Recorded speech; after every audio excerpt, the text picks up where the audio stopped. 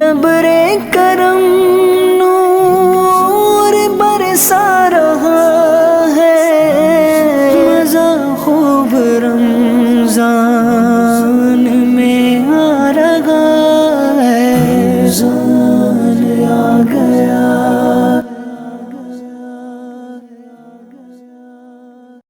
الحمدللہ رب العالمین والصلاة والسلام علی سید الانبیاء والمرسلین اما بعد فاعوذ باللہ من الشیطان الرجیم بسم اللہ الرحمن الرحیم الصلاة والسلام علیکہ یا رسول اللہ وعلی آلک واصحابک یا حبیب اللہ، الصلاة والسلام علیکہ یا نبی اللہ وعلی آلک واصحابک یا نور اللہ۔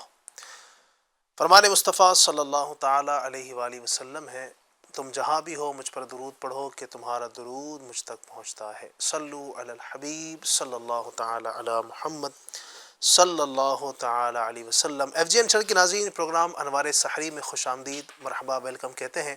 آئیے اپنے اس پروگرام کو حسب معمول آج بھی اللہ تبارک و تعالیٰ کے پاکیزہ کلام کی تلاوت، اس کا ترجمہ اور تفسیر سے شروع کرتے ہیں انشاءاللہ۔ توجہ کے ساتھ اللہ پاک کے پاکیزہ کلام کی تلاوت بھی سماعت فرمائیں، اس سے حاصل ہونے والا درس بھی سماعت کریں اور اس پر عمل کرنے کی نیت بھی کریں انشاءاللہ۔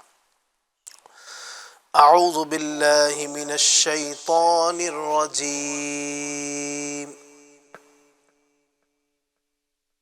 بسم اللہ الرحمن الرحیم۔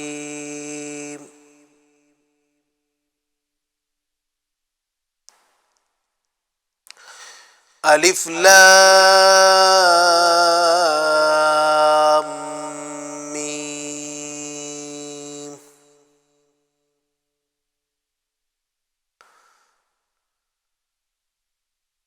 ذالک الکتاب لا ریب فیہ،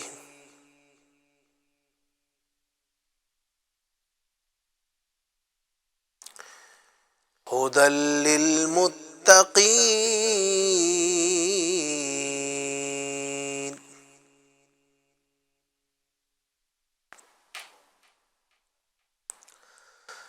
الذین یؤمنون بالغیب ویقیمون الصلاة ومما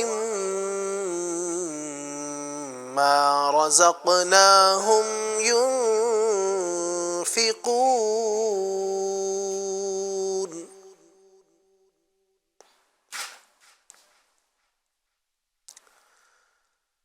والذین یؤمنون بما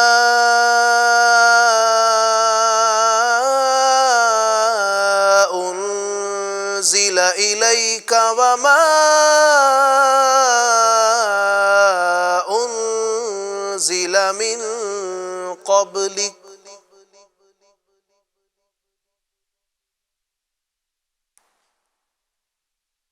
وبالآخرة هم يوقنون،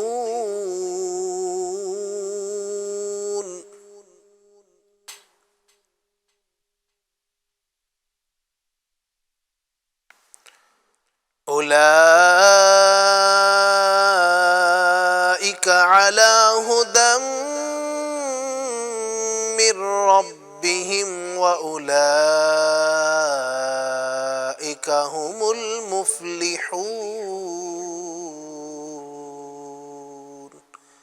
صدق اللہ العظیم۔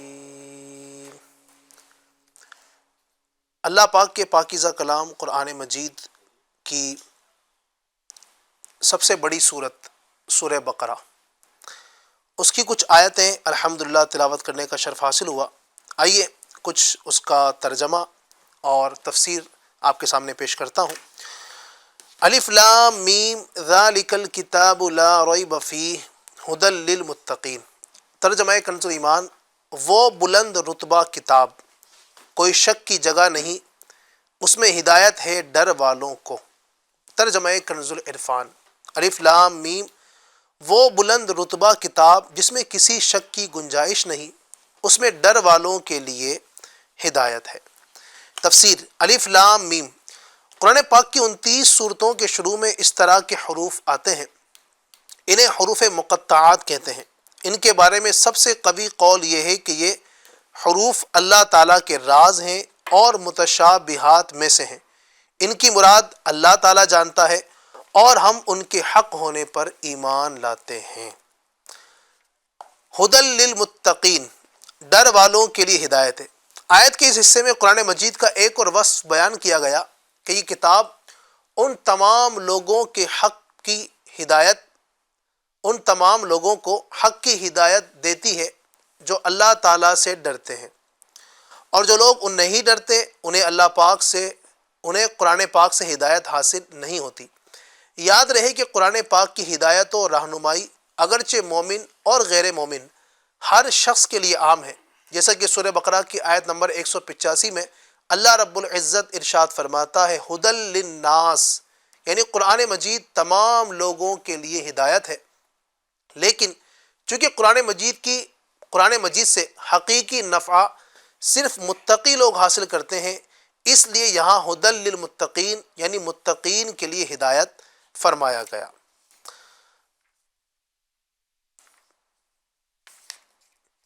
الذین یؤمنون بالغیب ویقیمون الصلاة ومما رزقناہم ینفقون۔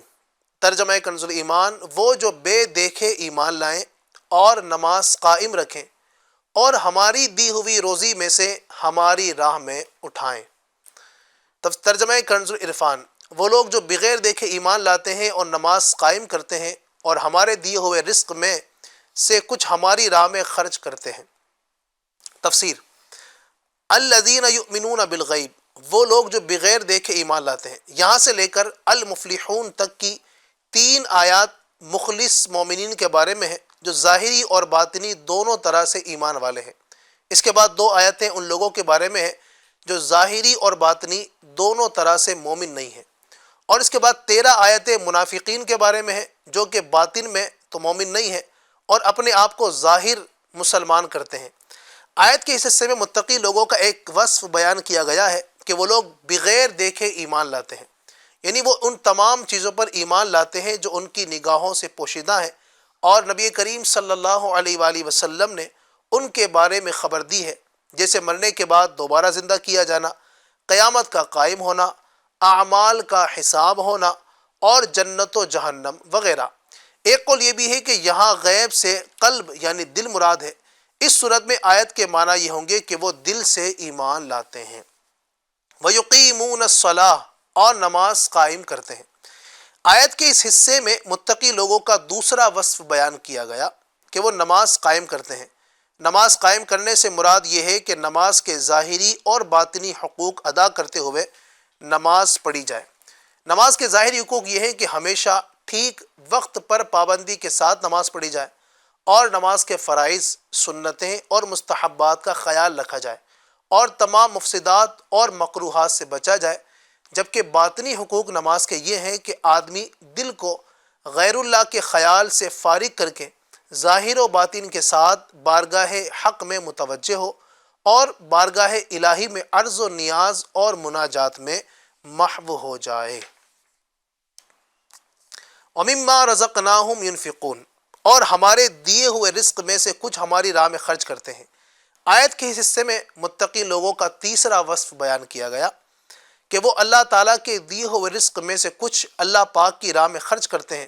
راہ خدا میں خرچ کرنے سے یا زکوٰۃ مراد ہے، جیسے کئی جگہوں پر نماز کے ساتھ زکوٰۃ ہی کا تذکرہ ہے، یا اس سے مراد تمام قسم کے صدقات ہیں، جیسے غریبوں، مسکینوں، یتیموں، طلباء، علماء اور مساجد و مدارس وغیرہ کو دینا۔ نیز اولیاء کرام یا فوت شدگان کے ایصال ثواب کے لیے جو خرچ کیا جاتا ہے وہ بھی اس میں داخل ہے کہ وہ سب صدقات نافلہ ہیں۔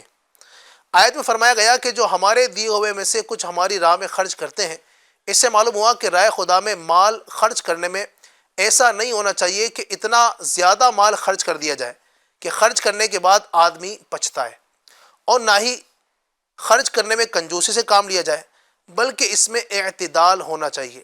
اس چیز کی تعلیم دیتے ہوئے ایک اور مقام پر اللہ پاک ارشاد فرماتا ہے وَلَا تَجْعَلْ يَدَكَ مَغْلُولَةً إِلَىٰ عُنُقِكَ وَلَا تَبْسُطْهَا كُلَّ الْبَسْطِ فَتَقْعُدَ مَلُومًا مَحْسُورًا۔ ترجمہ، اور اپنا ہاتھ اپنی گردن سے بندھا ہوا نہ رکھو اور نہ پورا کھول دو کہ پھر ملامت میں حسرت میں بیٹھے رہ جاؤ۔ اور کامل ایمان والوں کا وصف بیان کرتے ہوئے ارشاد فرمایا والذین اذا انفقوا لم یسرفوا ولم یقتروا وکان بین ذلک قواما۔ ترجمہ، اور وہ لوگ کہ جب خرچ کرتے ہیں تو نہ حد سے بڑھتے ہیں اور نہ تنگی کرتے ہیں اور ان دونوں کے درمیان اعتدال سے رہتے ہیں۔ اللہ تبارک و تعالی ان آیات قرآنی سے حاصل ہونے والا درس، اس پر ہم سب کو عمل کرنے کی توفیق عطا فرمائے، اور جو اوصاف کامیاب لوگوں کے لیے بیان کیے گئے، ایک تو غیب پر ایمان لاتے ہیں، دوسرا نماز قائم کرتے ہیں، اور تیسرا ایک وصف جو بیان آج کیا گیا وہ یہ کہ اللہ تبارک و تعالیٰ کی راہ میں خرچ کرتے ہیں، اور بھی مزید اوصاف اس کے اندر بیان کیے گئے۔ اللہ پاک ہمیں ان تمام اوصاف پر عمل کرنے کی توفیق عطا فرمائے، آمین بجاہ النبی الامین صلی اللہ تعالی علیہ وآلہ وسلم۔ ماشاء اللہ، الحمدللہ رب العالمین والصلاة والسلام علی سید المرسلین، اما بعد فاعوذ باللہ من الشیطان الرجیم، بسم اللہ الرحمن الرحیم، الصلاة والسلام علیک یا رسول اللہ الصلاۃ والسلام علیک یا رسول اللہ وعلی آلک واصحابک یا حبیب اللہ، وعلی آلک واصحابک یا حبیب الصلاة والسلام علیک یا نبی اللہ وعلی آلک واصحابک یا نور اللہ۔ ایف جی این چینل کے ویورز، ایک بار پھر ہماری سحری ٹرانسمیشن پروگرام جس کا نام ہے انوار سحری میں آپ کو خوش آمدید کہتے ہیں۔ ماشاءاللہ یہ پروگرام الحمدللہ سحری کے وقت میں ہم آپ کے لیے لے کر حاضر ہوتے ہیں۔ کوشش کرتے ہیں کہ آپ جہاں سحری سے لطف اندوز ہو رہے ہیں وہیں پر آپ کو گھر بیٹھے بیٹھے علم دین کا ذخیرہ ہم ایف جی این چینل کے ذریعے سے فراہم کر سکیں۔ تو آج بھی انشاءاللہ عز و جل ایک بڑا ہی اہم موضوع ہوگا، اس پر ہم چرچا کریں گے، گفتگو کریں گے، اور انشاءاللہ عز و جل کچھ انٹرسٹنگ سیگمنٹس بھی ہوں گے۔ پچھلے پروگرام میں ہمارے ساتھ مفتی صاحب کسی وجہ سے نہ آ سکے تھے۔ ہماری محرومی ہے کہ ہمارے پروگرام میں مفتی صاحب اور ڈاکٹر صاحب دونوں نہیں تھے۔ مفتی صاحب بھی آج ہے اور ماشاءاللہ ڈاکٹر صاحب بھی ہیں، تو انشاءاللہ ان سے متعلق جو سوالات ہیں وہ سوالات آپ اسکرین پر دیے گئے نمبر پر جا کر واٹس ایپ پر ہمیں ریکارڈ کر کے بھیج سکتے ہیں۔ کوئی فقہی سوال ہے، فقہ سے ریلیٹڈ کچھ سوال ہیں، یا کچھ ہیلتھ سے ریلیٹڈ اگر سوال ہے تو آپ ہمیں سینڈ کریں، انشاءاللہ ہم ان کے جوابات آپ کو دینے کی کوشش کریں گے۔ جو یوٹیوب کے ویورز ہیں وہ کمنٹ سیکشن میں بھی اپنے سوالات ہمیں بھیج سکتے ہیں۔ آج کا موضوع بڑا دلچسپ ہے۔ آج کا موضوع ہے تجارت۔ تجارت ظاہری طور پہ تو ایک ایسا ذریعہ ہے کہ جس کے سبب مال بڑھتا ہے۔ تجارت بندہ کرتا ہے، بیسک انٹینشن یہی ہوتا ہے کہ اس کا مال بڑھے، اسے دولت ملے، نعمتوں میں فراوانی ہو، مگر تجارت ایک ایسا سورس ہے کہ جس کے ذریعے سے انکم بھی بڑھ سکتی ہے، پیسہ بھی بڑھ سکتا ہے اور ثواب بھی کمایا جا سکتا ہے۔ جی ہاں، اسلام میں تجارت کو منع نہیں کیا گیا ہے بلکہ حلال تجارت کو پروموٹ کیا گیا ہے، اس کے فضائل بیان کیے گئے ہیں، اور تجارت کرنے والے، حلال کسب کمانے والے، حلال روزی کمانے والوں کے لیے فضائل بیان کیے گئے۔ اسلام بہت ہی پیارا دین ہے، یعنی اسلام میں آنے کے بعد میں یہ ذہن آپ کو نہیں دیا جاتا کہ آپ غاروں میں چلے جائیں، آپ جنگلوں میں چلے جائیں، بلکہ آپ لوگوں کے ساتھ رہیں، ان کے ساتھ اٹھے بیٹھیں، سوشل لائف گزاریں، اور ساتھ ساتھ میں جس طرح لوگ تجارت کرتے ہیں، حلال روزگار کماتے ہیں، ہم بھی حلال روزی کے لیے محنت اور مشقت کریں۔ تو آج انشاءاللہ عز و جل اس ٹاپک پر ہم بات کریں گے، اور انشاءاللہ عز و جل بہت ہی اہم ترین گفتگو تجارت کے تعلق سے کریں گے۔ تجارت بہت سارے اسلام میں ہمارے کرتے ہیں، مگر جیسی تجارت ہونی چاہیے ویسی تجارت نہیں ہو پاتی، اور آج کا دور بڑا نازک ہے۔ آج کے دور میں مال بڑھانا ایک تصور تو بن گیا ہے، مگر کس ذریعے سے مال آ رہا ہے اس طرف توجہ نہیں ہے۔ حلال ذریعے سے آ رہا ہے حرام ذریعے سے آ رہا ہے، اس طرف ہماری توجہ نہیں ہو پاتی. مال تو بڑھ رہا ہے مگر مال میں برکت نہیں ہے. یہ بھی کہا جا سکتا ہے کہ منافع کے چکر میں ہم نے اپنا سکون بھی کھو دیا ہے. جیب بھری جا رہی ہے مگر دل سکون سے خالی ہوتے چلے جا رہے ہیں. تو انشاءاللہ عز و جل ہم کوشش کریں گے کہ تجارت کے موضوع پر آپ کو کچھ ایسے طریقے بتائیں اور ایسی باتیں بتائیں کہ انشاءاللہ عز و جل آپ کی تجارت پاکیزہ بھی ہو جائے، حلال ہو جائے، طیب ہو جائے، اور انشاءاللہ عز و جل آپ بڑی بڑی غلطیوں سے پاک ہو جائیں. تو انشاءاللہ عز و جل تجارت سے متعلق یہ ہمارا آج کا یہ سیشن ہے. آئیے بڑھتے ہیں ہمارے گیسٹ علی مدنی صاحب کی طرف. علی مدنی بھائی کیسے ہیں؟ الحمدللہ علی کل حال. ماشاءاللہ ماشاءاللہ. علی بھائی تجارت کے تعلق سے ایک مسکنسیپشن ہے جی کہ جیسا کہ میں نے ابھی تمہیدی گفتگو میں بھی کہا کہ اسلام جو ہے وہ ایک نظریہ ہے لوگوں کا کہ اسلام کہتے بھی ہیں لوگ، یعنی اتنے دلیری کے ساتھ کہتے ہیں کہ مسلمان کی دوڑ سے مسجد تک. اللہ اکبر. لفظ دوسرا استعمال کرتے، میں نے مسلمان لفظ استعمال کیا. مولانا کی دوڑ مسجد تک. تو یعنی یہ تصور ہے کہ اسلام میں جو داخل ہوا، یعنی ایک تو مسلمان ہے مگر جو پورا داخل ہوا، جس نے علم دین حاصل کیا، جو عالم دین بنا، تو اب وہ صرف جو ہے وہ مسجد تک ہی سمت ہے. اس کی جو ہے وہ باؤنڈری صرف مسجد ہے، مسجد سے گھر، گھر سے مسجد. تو آپ بتائیں کہ اسلام میں کیا یہی تصور ہے کہ صرف اور صرف جو ہے وہ مسجد میں ہی رہنا ہے اور جو ہے وہ دوسروں پہ ڈیپینڈنٹ رہنا ہے، یا جو ہے وہ تجارت کے تعلق سے بھی جو ہے وہ کچھ باتیں ہیں اور کچھ اس کی پذیرائی ہے؟ کیا فرمائیں گے آپ؟ بسم اللہ الرحمن الرحیم. جن لوگوں کا یہ خیال ہے جو آپ نے ابھی اپنے الفاظ میں بیان کرنے کی کوشش کی کہ مسلمان جو ہے کاروبار کی طرف نہیں آتے ہیں اور یہ بس اللہ اللہ کرنے والے لوگ ہیں، مولوی لوگ جو ہیں، جی ان کی میں تسلی کے لیے بات عرض کر دوں کہ مسلمانوں کے جو سب سے بڑے پیشوا ہیں نا، سب سے بڑی شخصیت ہمارے آقا صلی اللہ علیہ وسلم، ان سے بڑا تو ہمارے لیے مخلوق میں کوئی بھی نہیں ہے. سبحان اللہ. تو وہ پیارے آقا صلی اللہ علیہ وسلم انہوں نے خود بزنس کیا ہے، اچھا، خود انہوں نے تجارت کی ہے. سبحان اللہ. تو اب اس سے آپ سمجھ سکتے ہیں جن کا یہ تصور ہے کہ جو مسلمان ہے یا مسلمانوں کے جو مولانا ہے یا عام مسلمان جو دیگر ہیں، تو جو ہے جناب یہ تجارت کو اتنا اچھا نہیں سمجھتے یا تجارت کی طرف نہیں آتے ہیں. تو جو ہمارے پیارے آقا صلی اللہ علیہ وسلم ہیں جن پر ہم ایمان لاتے ہیں، انہوں نے تجارت کو اپنا پیشہ اختیار فرمایا. کیا بات ہے، جنہوں نے دین لے کر آئے ہیں، جن کے صدقے میں دین اسلام ملا ہے، تو انہوں نے تجارت کی. بالکل. اور اگر آپ دیکھیں اللہ تبارک و تعالیٰ کے فرامین کی طرف آئیں، اللہ پاک نے واضح سا حکم ارشاد فرمایا وَأَحَلَّ اللَّهُ الْبَيْعَ وَحَرَّمَ الرِّبَا، اور اللہ پاک نے خرید و فروخت کو، تجارت کو حلال کیا اور سود کو حرام فرما دیا. تو آپ اس طرح اگر دیکھیں گے تو الحمدللہ ہمارے دین میں ایسا کوئی تصور نہیں ہے. یہ شاید ایک ہوتا نا سید صاحب کے لوگ جب دور سے کسی چیز کو دیکھتے ہیں نا تو وہ کچھ اور ہی نظر آتی ہے. تو جو لوگ دین اسلام کو دور سے دیکھتے ہیں تو ان کو ایسی نظر آتی ہے. قریب آ کر دیکھیں گے جتنے فضائل الحمدللہ ہمارے دین نے تجارت کے بیان کیے ہیں اور طریقے بیان کیے ہیں، کہیں اور آپ کو نہیں ملیں گے. میں آپ کو کچھ حدیث سناتا ہوں. ایک مرتبہ نبی اکرم صلی اللہ علیہ وسلم کہیں تشریف فرما تھے صحابہ کرام علیہ رضوان کے ساتھ. تو ایک شخص جو ہے طاقتور نوجوان وہاں سے گزرا.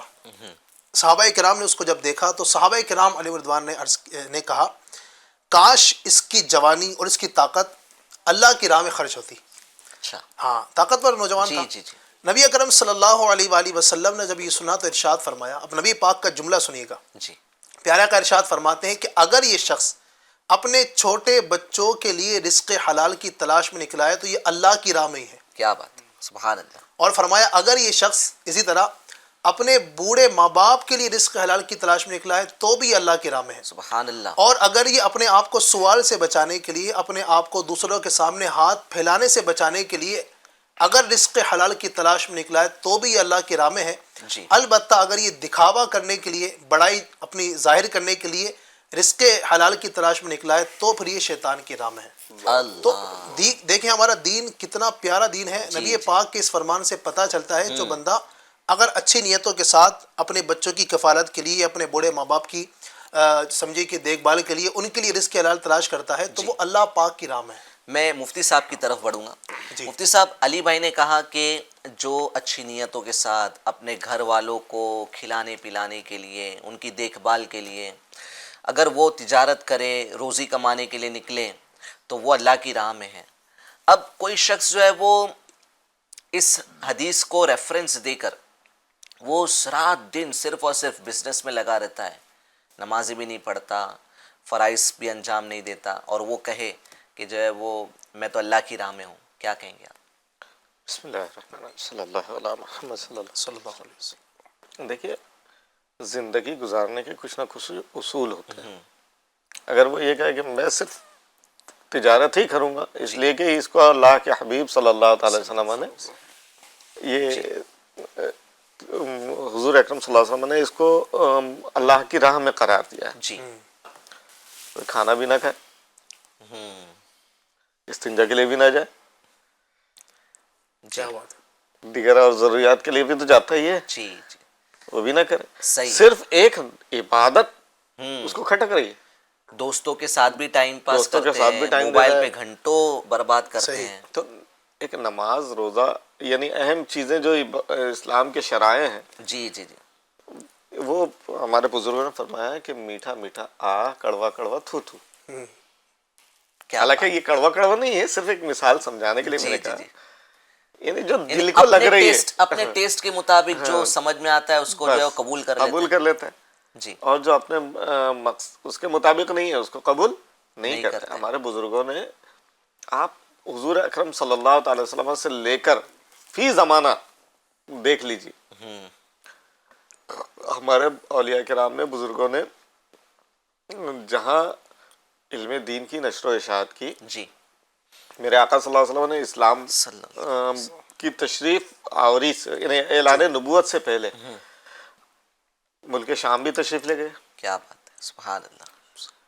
پھر ملک شام سے تشریف آوری کے بعد مزید تجارتی کاموں میں مصروف بھی رہتے ہیں، جی. اور غار حرا میں جا کر اللہ کی عبادت بھی کیا کرتے تھے. سبحان اللہ، سبحان اللہ. تاریخ شاہد ہے. واہ. تجارت بھی کرتے، تجارت، عبادت بھی کرتے. عبادت بھی کرتے. کیا بات ہے. جبکہ اس وقت اسلام بظاہر آیا نہیں تھا. ٹھیک یہ اس وقت کی بات کر رہا ہوں. جی. ٹھیک. غار حرا میں تو سرکار صلی اللہ علیہ وسلم روزانہ تشریف لے جاتے. حضرت کئی دن کا کھانا لے کے جاتے. حضرت خدیجۃ الکبریٰ رضی اللہ تعالیٰ عنہ کبھی کبھی کھانا پہنچانے جاتی. تو صحیح. یہ تو وہاں کے معاملات ہوئے. پھر کیا کہتے ہیں، حضرت صدیق اکبر رضی اللہ تعالیٰ عنہ کو دیکھیں، جی اتقا ہے. جی. اتقا کہا گیا ان کو. جی. سب سے زیادہ تقوی والے. کیا بات ہے، ماشاء اللہ ماشاء اللہ. ہے نا. ان کی زندگی کو آپ دیکھ لیجیے. صدیق اکبر رضی اللہ تعالیٰ نے بھی تجارت کی، کپڑوں کی تجارت کیا کرتے تھے. ماشاء اللہ. حضرت عمر فاروق رضی اللہ تعالیٰ عنہ کو دیکھ لیجیے، اور حضرت عبد الرحمن بن عوف رضی اللہ تعالیٰ عنہ، تو وہ ایسے زبردست تاجر ہیں، جی. ایسے زبردست تاجر ہیں کہ حضرت سیدنا عبد الرحمن بن عوف جب حضور اکرم صلی اللہ تعالی وسلم مکہ مکرمہ سے مدینہ منورہ ہجرت کر کے تشریف لے گئے، جی. تو صحابہ کرام بھی بہت سے مکہ سے مدینہ کی طرف جی. تشریف لے گئے. تو جب صحابہ کرام پہنچنے لگے وہاں پر، تو اب انہوں نے اپنا گھر بار، تجارت، سب کچھ چھوڑ کر یہ مکہ سے مدینہ آئے تھے. اس زمانے میں حضور اکرم صلی اللہ علیہ وسلم نے عقد مواخات فرمایا تھا، بھائی چارگی. ایک مہاجر، ایک انصار، اسلامی بھائی کو ایک دوسرے کا بھائی بنا دیا. ٹھیک ہے. اور ان دونوں کی عقد مواخات اور ان دونوں کی بھائی چارگی ایسی تھی جی. کہ ان لوگوں نے، مطلب یہ کہ ان کا جو مال تھا وہ آدھا مال خود رکھ لیا، آدھا اپنے بھائی کو دے دیا. سبحان اللہ. سبحان. گھر جو تھا آدھا گھر خود رکھ لیا، آدھا اپنے بھائی کو دے دیا. ایسے ہی، بلکہ ایسی بھی روایتیں ہیں کہ ان کی 2 بیویاں تھیں، تو ایک بیوی میں رکھ لیتا ہوں، ایک طلاق دے کے تم نکاح کر لو عدت کے بعد. جی. تو مطلب اتنا زبردست اخوت و محبت اور بھائی چارگی کا ان لوگوں نے، انصاریوں نے جی. مثال پیش کی. جی. انہی میں حضرت سیدنا عبد الرحمن بن عوف رضی اللہ تعالیٰ عنہ تھے. آپ کے پاس بہت دولت تھی. بہت دولت تھی، لیکن جب مکہ آئے تو کچھ بھی نہیں تھا. اچھا. مدینہ آئے تو مدینہ آئے تو کچھ بھی جی نہیں تھا. جی جی. تو ان کے جو بھائی بنے تھے انہوں نے کہا کہ یہ آپ لے لیجئے. اور یہ آپ لے لیجئے، یہ گھر آپ لے لیجئے، یہ دولت آپ لے لیجئے، یہ بیوی آپ لے لیجئے. جی نے کہا مجھے کچھ بھی نہیں چاہیے، جی. کیا بات. مجھے مدینے کے بازار کا راستہ دکھا دیا. ہاں ہاں ہاں. کیا بات. زبردست. سبحان اللہ سبحان اللہ. جی. بازار پہنچے اور کھجور کی گٹھلی کے برابر جی انہوں نے کوئی چیز خریدی بغیر اس کے، نہ پونجی ہے نہ کچھ، جی ادھاری پہ مال لیا، جی. پھر اس کو ادھار بیچا، ٹھیک ہے. اور کھجور کی گٹھلی کے برابر ایک مہینے میں یا چند دنوں میں وہ نفع کما کر واپس آئے یا شام تک واپس آئے. جی اب ان کی تجارت بڑھتی رہی بڑھتی رہی بڑھتی رہی، یہاں تک کہ اتنی بڑی ان کی تجارت کہ یہ کہتے ہیں کہ میں مٹی پہ ہاتھ رکھتا ہوں میرے لیے سونا بن جائے گا. سبحان اللہ سبحان اللہ. یہ تھے اور سب سے بڑے مالدار سبحان اللہ. مدینے میں. جی. صحابی رسول. صحابی رسول ہے. عبادت، ان جی کی عبادت، ان کی ریاضت، ان کی تقوی، ان کی پرہیزگاری، یہ لوگ بہت زبردست اللہ کی راہ میں. حضرت جی. عثمان غنی رضی اللہ تعالیٰ سبحان اللہ. کیا بات. سبحان اللہ. کتنے بڑے زبردست تاجر تھے. جی جی جی. ایک مرتبہ وہ بہت مشہور واقعہ ہے نا، مدینہ میں قحط واقع ہوا. جی قحط کے زمانے میں بہت زیادہ کئی سو اونٹ جی اناج غلہ آیا. مدینے کے تاجروں نے باہر ہی گھیر لیا ان کو جی. کہ اتنے نفع میں ہم سے بھیج دیں. انہوں نے کہا کہ مجھ سے تو اس سے زیادہ نفع دے رہا ہے کوئی. سبحان اللہ. وہ لوگ اپنے طور پہ بڑھاتے رہے. نہیں کہا اس سے بھی زیادہ نفع مل رہا ہے، 100 گنا نفع یا 10 گنا نفع مل رہا ہے، اس طرح کچھ انہوں نے بیان کیا. کہا اس سے زیادہ تو ہم لوگ دے ہی نہیں سکتے. آخر کار وہ لوگ پیچھے اڑ گئے. بولے کون ہے ایسا؟ کہا یہ پورا مال میں راہ خدا میں صدقہ کرتا. سبحان اللہ. سبحان اللہ. اور پھر وہ قرآن کی آیت تلاوت فرمائی جس کا خلاصہ یہ تھا جی. کہ میں ایک کے بدلے تمہیں 10 دے رہا ہوں. سبحان اللہ. سبحان اللہ. تو یہ تھے ایسے تاجر کیا بات. کہ 100 اونٹ غالباً تھے جو غلے سے بھر کر آئے تھے اور سارا کا سارا راہ خدا میں دے دیا. ماشاء اللہ. یعنی عبادت اور تجارت کو بیلنس رکھتے تھے. آج کے دور میں کیا ہو رہا ہے کہ اگر کسی کو علم دین سیکھنے کا ذہن دو تو وہ کہتے ہیں جناب جو ہے وہ دنیا بھی تو ضروری ہے، گھر والوں کی کفالت بھی ضروری ہے، حلال روزی کمانا. یہ ابھی جیسے آپ نے روایت بیان فرمائی کہ اللہ کی راہ میں ہے بندہ، حلال روزی اگر اپنے گھر والوں کے لیے کما رہا ہے. تو اب یہ احادیث کو ریفرنس دے کر پھر وہ کہتے ہیں کہ جو ہے وہ بھائی ہم جو ہے وہ روزی کمائیں اور یہ بھی تو ضروری ہے. تو اس وقت جو ہے نا شیطان ان کو یہ ساری چیزیں یاد دلاتا ہے. جیسے مفتی صاحب نے کہا کہ جو ہے وہ آج اپنی فطرت اور اپنی جو ہے وہ ٹیسٹ کے مطابق بندہ جو ہے وہ شریعت میں سے کچھ چیزوں کو اٹھا لیتا ہے جی جی جی. اور جو ہے وہ باقی چیزوں کو اگنور کرتا ہے. ایسا ہی. کیا کہیں؟ اللہ پاک ہمیں ہدایت نصیب فرمائے. ہم وہ بات ہے نا کہ اللہ فرماتا نا اسلام میں پورے داخل ہو. کیا ماشاء ادخلوا فی السلم ادخلوا فی السلم کافہ. جی. اسلام میں پورے داخل ہو جاؤ. سبحان تو اسلام میں پورا بندہ داخل ہو. یہ نہیں کہ جتنا مجھے اچھا لگا اتنا میں نے اختیار کر لیا. جی. وہی نا کہ وہ میٹھا ہپ اور کڑوا تھو. اس کی ایک مثال بھی ہے کہ کچھ لوگ جو ہے وہ کچھ اسلام کے شاعر کو جو ہے وہ ایکسیپٹ کرتے ہیں کیونکہ ان کو اس میں مزہ آتا ہے. جی جی. مثال کے طور پہ جو ہے وہ بکریاں پالنا، تو وہ کہیں گے کہ بکریاں پالنا سنت ہے. اب اس کے علاوہ کوئی سنت پر عمل نہیں ہو رہا ہے. بکریاں لوگوں کو تکلیف پہنچا رہی ہے. جی. بمبئی میں بکریاں پالی جا رہی وہ ہیں. بمبئی کی بات کر رہا ہوں. جی. اچھا.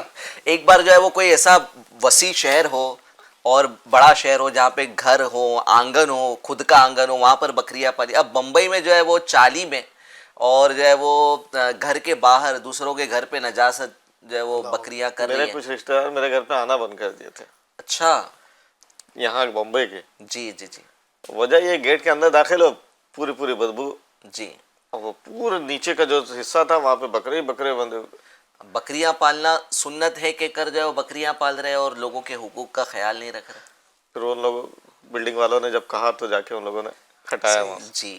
تو یہی بات ہے نا علی بھائی کے جو ہے وہ جو مزاج میں سمجھ میں آیا اس پر عمل، اور جو مزاج میں نہیں سمجھ میں آئے اس پہ عمل نہیں کرتے. شریعت جو ہے نا یہ طبیعت کا نام نہیں ہے. جی طبیعت کے ہاں، مطابق عمل طبیعت کرتے کچھ اور ہے، شریعت کچھ اور ہے. ہیں. جی جی بلکہ اصل تو یہ ہے نا کہ شریعت تو یہ ہے کہ اپنے مزاج کو سمجھ میں آئے نہیں آئے مجھے کرنا ہے. جیسے ایک مثال روزہ. جی اب روزے میں پریشانی ہوتی ہے، تکلیف ہوتی ہے، بھوکا رہنا پڑتا ہے، جی. پیاسا ہونا پڑتا ہے. اب اصل تو یہ امتحان ہے کہ بندے کو طبیعت تو یہ چاہ رہی ہے کہ میں کچھ کھا لوں، جی. کچھ پی لوں، بھوک بھی لگ رہی ہے، پیاس بھی لگ رہی ہے. اس کے باوجود بندہ نہ کھاتا ہے نہ پیتا ہے اور بھوکا پیاسا پورا دن گزارتا ہے. تو یہ ہے شریعت پر عمل، اور یہی ہونا کیا چاہیے ہر معاملے کے اندر. ہمارے لیے یہی ہونا چاہیے. ماشاء جب پورے مہینہ روزہ نہیں رکھیں گے جی اور عید کی تیاری شروع سے کرتے ہوئے نظر آئیں گے. دھوم دھام سے منائیں. بقرہ عید میں بھی زبردست بکرے خریدیں گے. جی بقرہ عید میں تو مفتی صاحب ایسا ہو گیا ہے کہ بمبئی شہر میں ہم دیکھتے ہیں یہ سارے آپ کے مناظر. ساتھ میں گیا بھی ہوں دینار ایک دو بار. اچھا تو بقرہ عید تو ماشاء اللہ جو ہے وہ ایسی دھوم دھام سے ہمارے یہاں منائی جا رہی ہے بمبئی کے اندر، اور ایک سے ایک بکرے لائے جا رہے ہیں. بٹ جو ہے وہ اتنا ذوق و شوق زکوٰۃ دینے میں نہیں ہے. یعنی بکرے لانے میں جو ہے وہ بکروں کو شاندار بکرے لائیں گے اور جو ہے وہ اس پر جو ہے وہ فخر بھی محسوس کریں گے. مہنگے سے مہنگے بکرے لے، اچھا ہے، عبادت ہے، اچھی نیتوں کے اچھی ساتھ نیت ہوگی کریں. تو بہت اچھی چیز ہے. مگر زکوٰۃ کے معاملے میں جو ہے حضور یہاں پر جو ہے کمی دیکھی جاتی ہے زکوٰۃ نکالنے میں. آپ کا کچھ آبزرویشن ہے اس میں؟ بہت زیادہ تجربہ ہے، بہت کیا زیادہ. فرمائیں گے اس ٹاپک؟ یعنی بکروں کو تو ہم دیکھتے ہی ہیں بقرہ عید کے موقع پہ. جی اور باضابطہ زبردست مسائل بھی پوچھے جاتے ہیں، سب کچھ جی ہوتا جی ہے. اور 1-1 لاکھ 1.5 لاکھ 2-2 لاکھ کے بکرے خریدے جاتے ہیں. جی لیکن زکوٰۃ کے معاملے میں ایسے ہیلے بنائے جاتے ہیں، ایسے بہانے تراشے جاتے ہیں، زکوٰۃ نہ دینا پڑے اس کے دینا راستے پڑے، نکال. راستے تلاش کیے جاتے ہیں. وہ ایسا قرضہ ہے تو وہ ویسا ہے.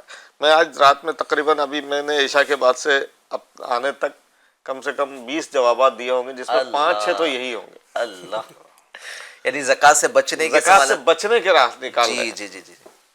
تو اب اللہ تبارک و تعالیٰ نے آپ کو مال دیا ہے، دولت دیا ہے، آسائش دی ہے. آپ خوش دلی کے ساتھ اللہ کی راہ میں خرچ کرو. جی لن تنالوا البر حتى تنفقوا مما تحبون. سبحان اللہ. ہے نا؟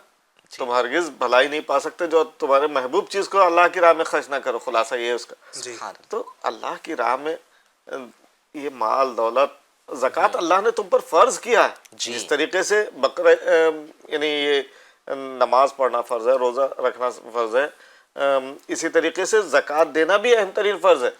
عید الاضحیٰ میں قربانی کرنا واجب ہے، واجب ہے، اور زکوٰۃ دینا فرض فرض ہے نا. اس سے اہم ترین چیز ہے. جی جی لیکن ہماری قوم میں بہت سے لوگ تو ایسے ہیں ماشاءاللہ. کچھ لوگ ایسے ہیں، مجھے یہاں پہ تقریباً 22-23 سال ہو گئے بمبئی میں رہتے ہوئے. جی اور جب سے میرے ان سے روابط ہوئے میرے خیال سے 10-15 سال ہو گئے ہوں گے. وہ شعبان کی کوئی آخر کی تاریخ ہے یا رمضان کا ابتدائی حصہ وہ مجھ سے مانگ لیتے ہیں. جی 1-1 آدھ گھنٹے کا وہ وقت مانگتے ہیں اور ان کے پاس وہی پرانی کاپی لے کے وہ آتے ہیں. ان کے پاس پورے سال کا حساب کتاب اس کے اندر لکھا ہوتا ہے. سبحان اللہ. کیا دیا، کیا لیا، کیا قرضہ ہے، کیا. زبردست. میرے سامنے بیٹھ کے پورا حساب لگاتے ہیں اور باضابطہ وہ اس کے حساب سے زکوٰۃ نکالتے. سبحان اللہ. اور دعا کیجیے اللہ تعالیٰ ان کو ترقیاں دیں. اس وقت بیچارے مائنس میں چل رہے ہیں. اللہ پاک خیر و برکت عطا کرے. آمین. ماشاء اللہ. علی بھائی تجارت کا ٹاپک چل رہا ہے، جی جی. تو تجارت کے کچھ فضائل آپ اگر بیان فرما دیتے ہیں کہ تجارت کرنے کے فضائل جو احادیث پاک میں آئے ہیں تو وہ کیا فضیلتیں ہیں؟ تجارت کے فضائل اور یعنی جو تاجر ہے، جی سچا تاجر ہو، امانت دار تاجر ہو، اس کے بہت فضائل ہیں. نبی پاک صلی اللہ علیہ وسلم نے اس کو اس کے حوالے سے ارشاد فرمایا التاجر الصدیق الامین التاجر الصدوق الامین مع النبیین والصدیقین والشہداء. سچا امانت دار تاجر انبیاء، صدیقین اور شہیدوں کے ساتھ ہوگا. سبحان اللہ. سبحان اللہ. مزید فرمایا ان اللہ یحب المؤمن المحترف، یعنی اللہ پاک پیشہ ور کام کاج کرنے والے مومن کو پسند فرماتا ہے. اسی طرح فرمایا من امسا قالن من عمل یدیہ امسا مغفورا لہ، یعنی جو اپنے ہاتھ کے کام سے تھک کر شام کرتا ہے وہ مغفرت یافتہ ہو کر شام کرتا ہے. اس طرح میرے آقا ارشاد فرماتے ہیں جس نے خود کو سوال سے بچانے، اپنے اہل خانہ کے لیے بھاگ دوڑ کرنے اور اپنے پڑوسی پر مہربانی کرنے کے لیے حلال طریقے سے دنیا طلب کی، وہ اللہ پاک سے اس حال میں ملے گا کہ اس کا چہرہ 14ویں رات کے چاند کی طرح روشن ہوگا. سبحان اللہ, کیا بات تو ہے. پتہ چلا کہ تجارت بندہ کرے اور اللہ پاک کی رضا بھی حاصل کر سکتا ہے. نیت پر سب کچھ ہے. جی. نیت جیسی ہوگی ویسا اس کو پھل ملے گا. اگر نیت اچھی ہے, نیت یہ ہے کہ میں اس کے ذریعے سے اپنے گھر بار کی کفالت کروں گا, اپنے بچوں کی, والدین کی کفالت کروں گا, یہ اگر نیت ہو تو یہ سارے کے سارے فضائل ملیں گے. لیکن مسئلہ یہ سید صاحب کہ آج کل جو ہے نا جس طرح اور بھی کئی معاملات کے اندر بہت زیادہ خرابی ہو چکی ہے, تو تجارت کے اندر بھی اس وقت جو ہے خرابی اب بہت زیادہ ہو چکی ہے. یعنی جھوٹ جی ایسا لگتا ہے کہ تجارت کا حصہ بن چکا ہے.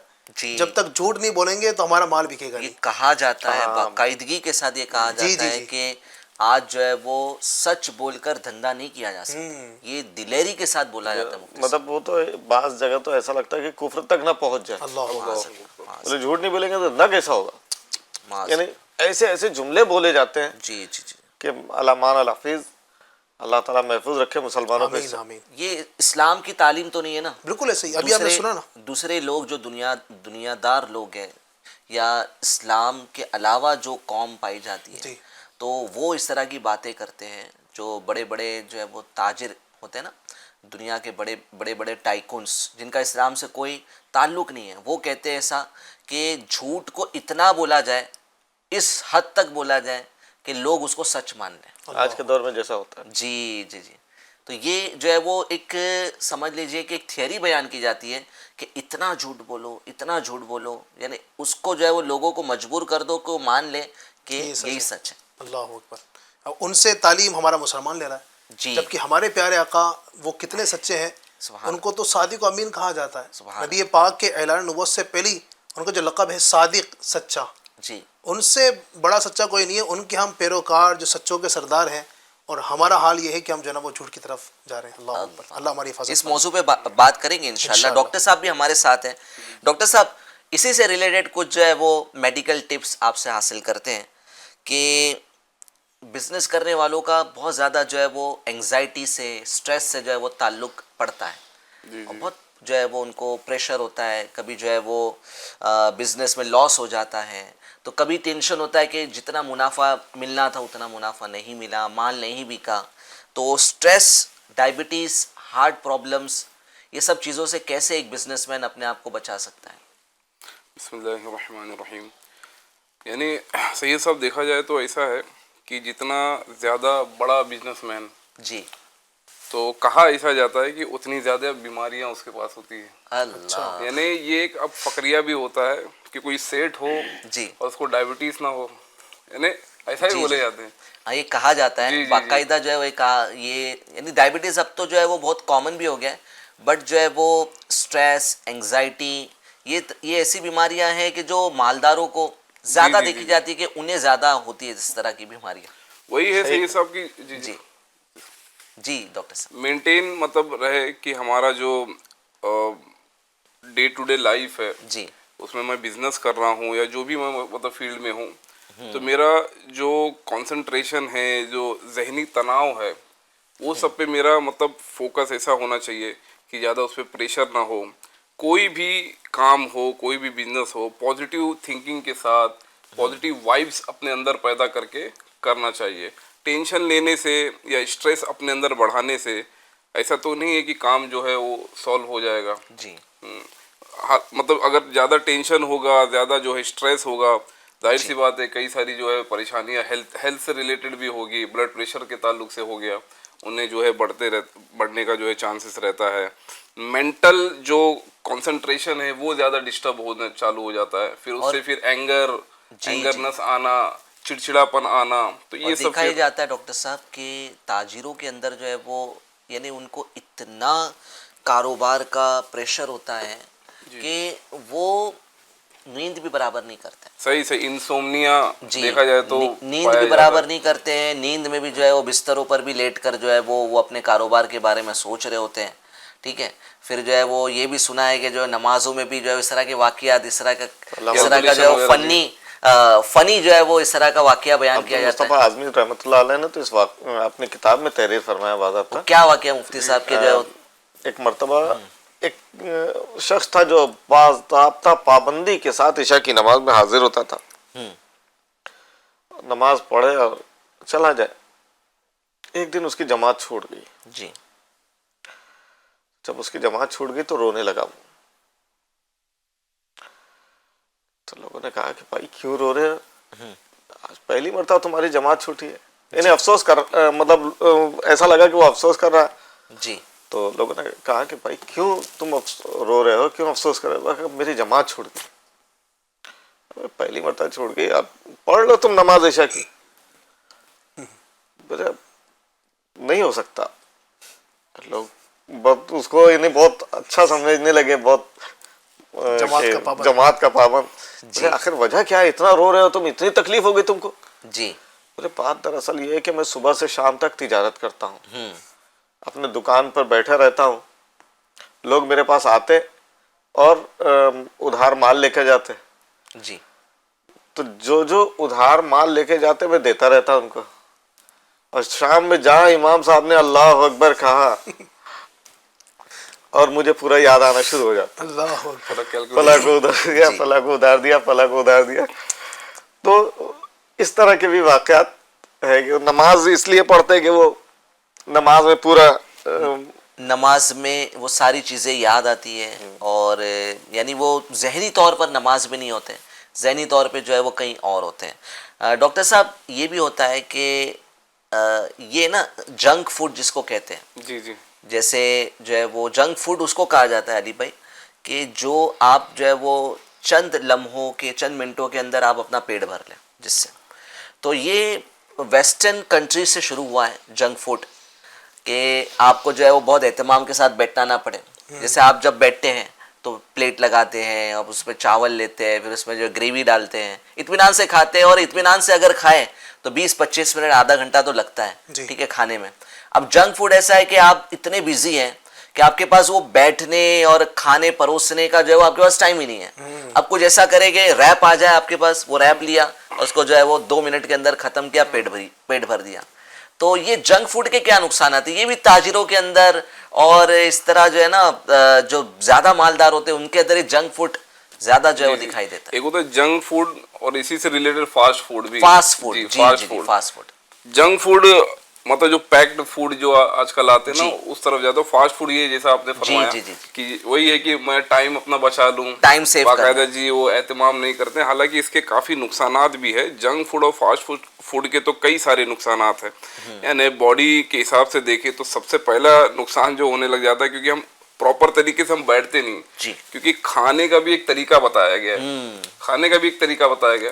अब हम चलते फिरते उठते बैठते अगर खा रहे, तो सबसे पहला जो प्रॉब्लम आती है, जो यूनिवर्सली प्रॉब्लम जो है, वो एसिडिटी की प्रॉब्लम है। अच्छा, साइंस भी खाने का तरीका बताती है? जी, क्या तरीका बताया जाता है साइंस? बाकायदा मतलब यही है कि हम एक होल्ड करें खाना भी, जो हम जा रहे हैं ना, तो एक होल्डिंग पोजीशन पे रहेगा। ठीक है, ये नहीं कि हम मूव होते रहे और बैठ कर खाएं। जी बैठ कर ही खाना है। ठीक है, जैसे फास्ट फूड का आपने फरमाया ना कि चलते फिरते खा रहे हैं, तो ऐसा नहीं करना है, क्योंकि बॉडी को भी एक ना खाने को भी अडेप्ट करने का ना एक टाइम चाहिए, एक पोजीशन चाहिए। तो बैठ कर ही खाना।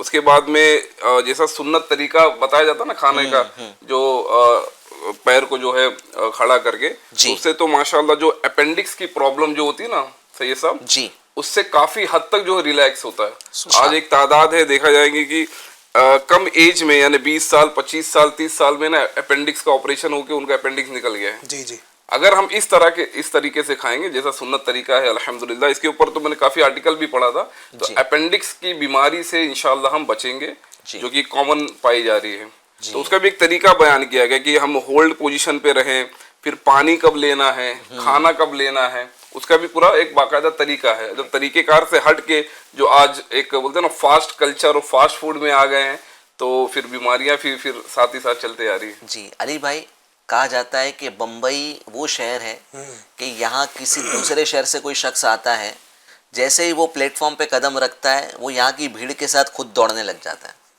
यानी ऑटोमेटिकली जो है ना, उसकी रफ्तार तेज़ हो जाती है। वो अपने शहर में जाएगा, इत्मीनान से चलेगा, बट बॉम्बे में आने के बाद में वो दौड़ने ही लग जाता है। यानी बाइक वालों को जल्दी है, तो चलने वालों को जल्दी है, हर किसी को जल्दी है, खाना खाने की जल्दी, घर पहुंचने की जल्दी, ऑफिस पहुंचने की जल्दी। तो ये सब जल्दबाजी के अंदर بندہ کاروبار بڑھانا چاہتا ہے, مال بڑھانا چاہتا ہے, بٹ جو ہے وہ نہ نیند لے پا رہا ہے, نہ سکون سے کھا رہا ہے, کیا کہیں گے اس بارے میں؟ یعنی جو ضروری چیزیں, عبادت نہیں کر پا رہا ہے, مال بڑھانا ہے اور اس چکر میں جو ہے وہ ضروریات زندگی کو, اس کو جو ہے وہ امپورٹنس نہیں دینا ہے. دیکھیے صحت بہت عظیم نعمت ہے, اور نبی پاک کا جو فرمان یاد آیا کہ صحت کو بیماری سے پہلے غنیمت جانو. تو جن کے پاس صحت ہے ماشاءاللہ, تو وہ ان کو دیکھیں, جن کے پاس صحت نہیں ان کو دیکھیں. جی آج اللہ کا کرم ہے کہ ہم صحیح سے بیٹھے ہوئے ہیں ماشاءاللہ, گفتگو کر پا رہے ہیں, چل لیتے ہیں, پھر لیتے ہیں. اور اگر صحت خدا نہ خواستہ اگر خراب ہوتی ہے تو نہ چلنے کے قابل, نہ بیٹھنے کے قابل, نہ سونے کے قابل, نہ اٹھنے کے قابل, تو یہ سب چیزیں ہوتی ہیں. تو صحت کا خیال رکھنا بہت ضروری ہے, اور اگر صحت نہیں ہوگی تو ہم پھر کسی کام کے نہیں ہوں گے. اس لیے صحت کا ہم سب کو اہتمام کرنا چاہیے. ماشاءاللہ. اگر کچھ آڈیوز آئی ہیں تو پلیز وہ چلائیں, اور ناظرین سے میں بتا بھی دوں کہ ہمارے ساتھ مفتی صاحب ہیں, ڈاکٹر صاحب بھی ہیں.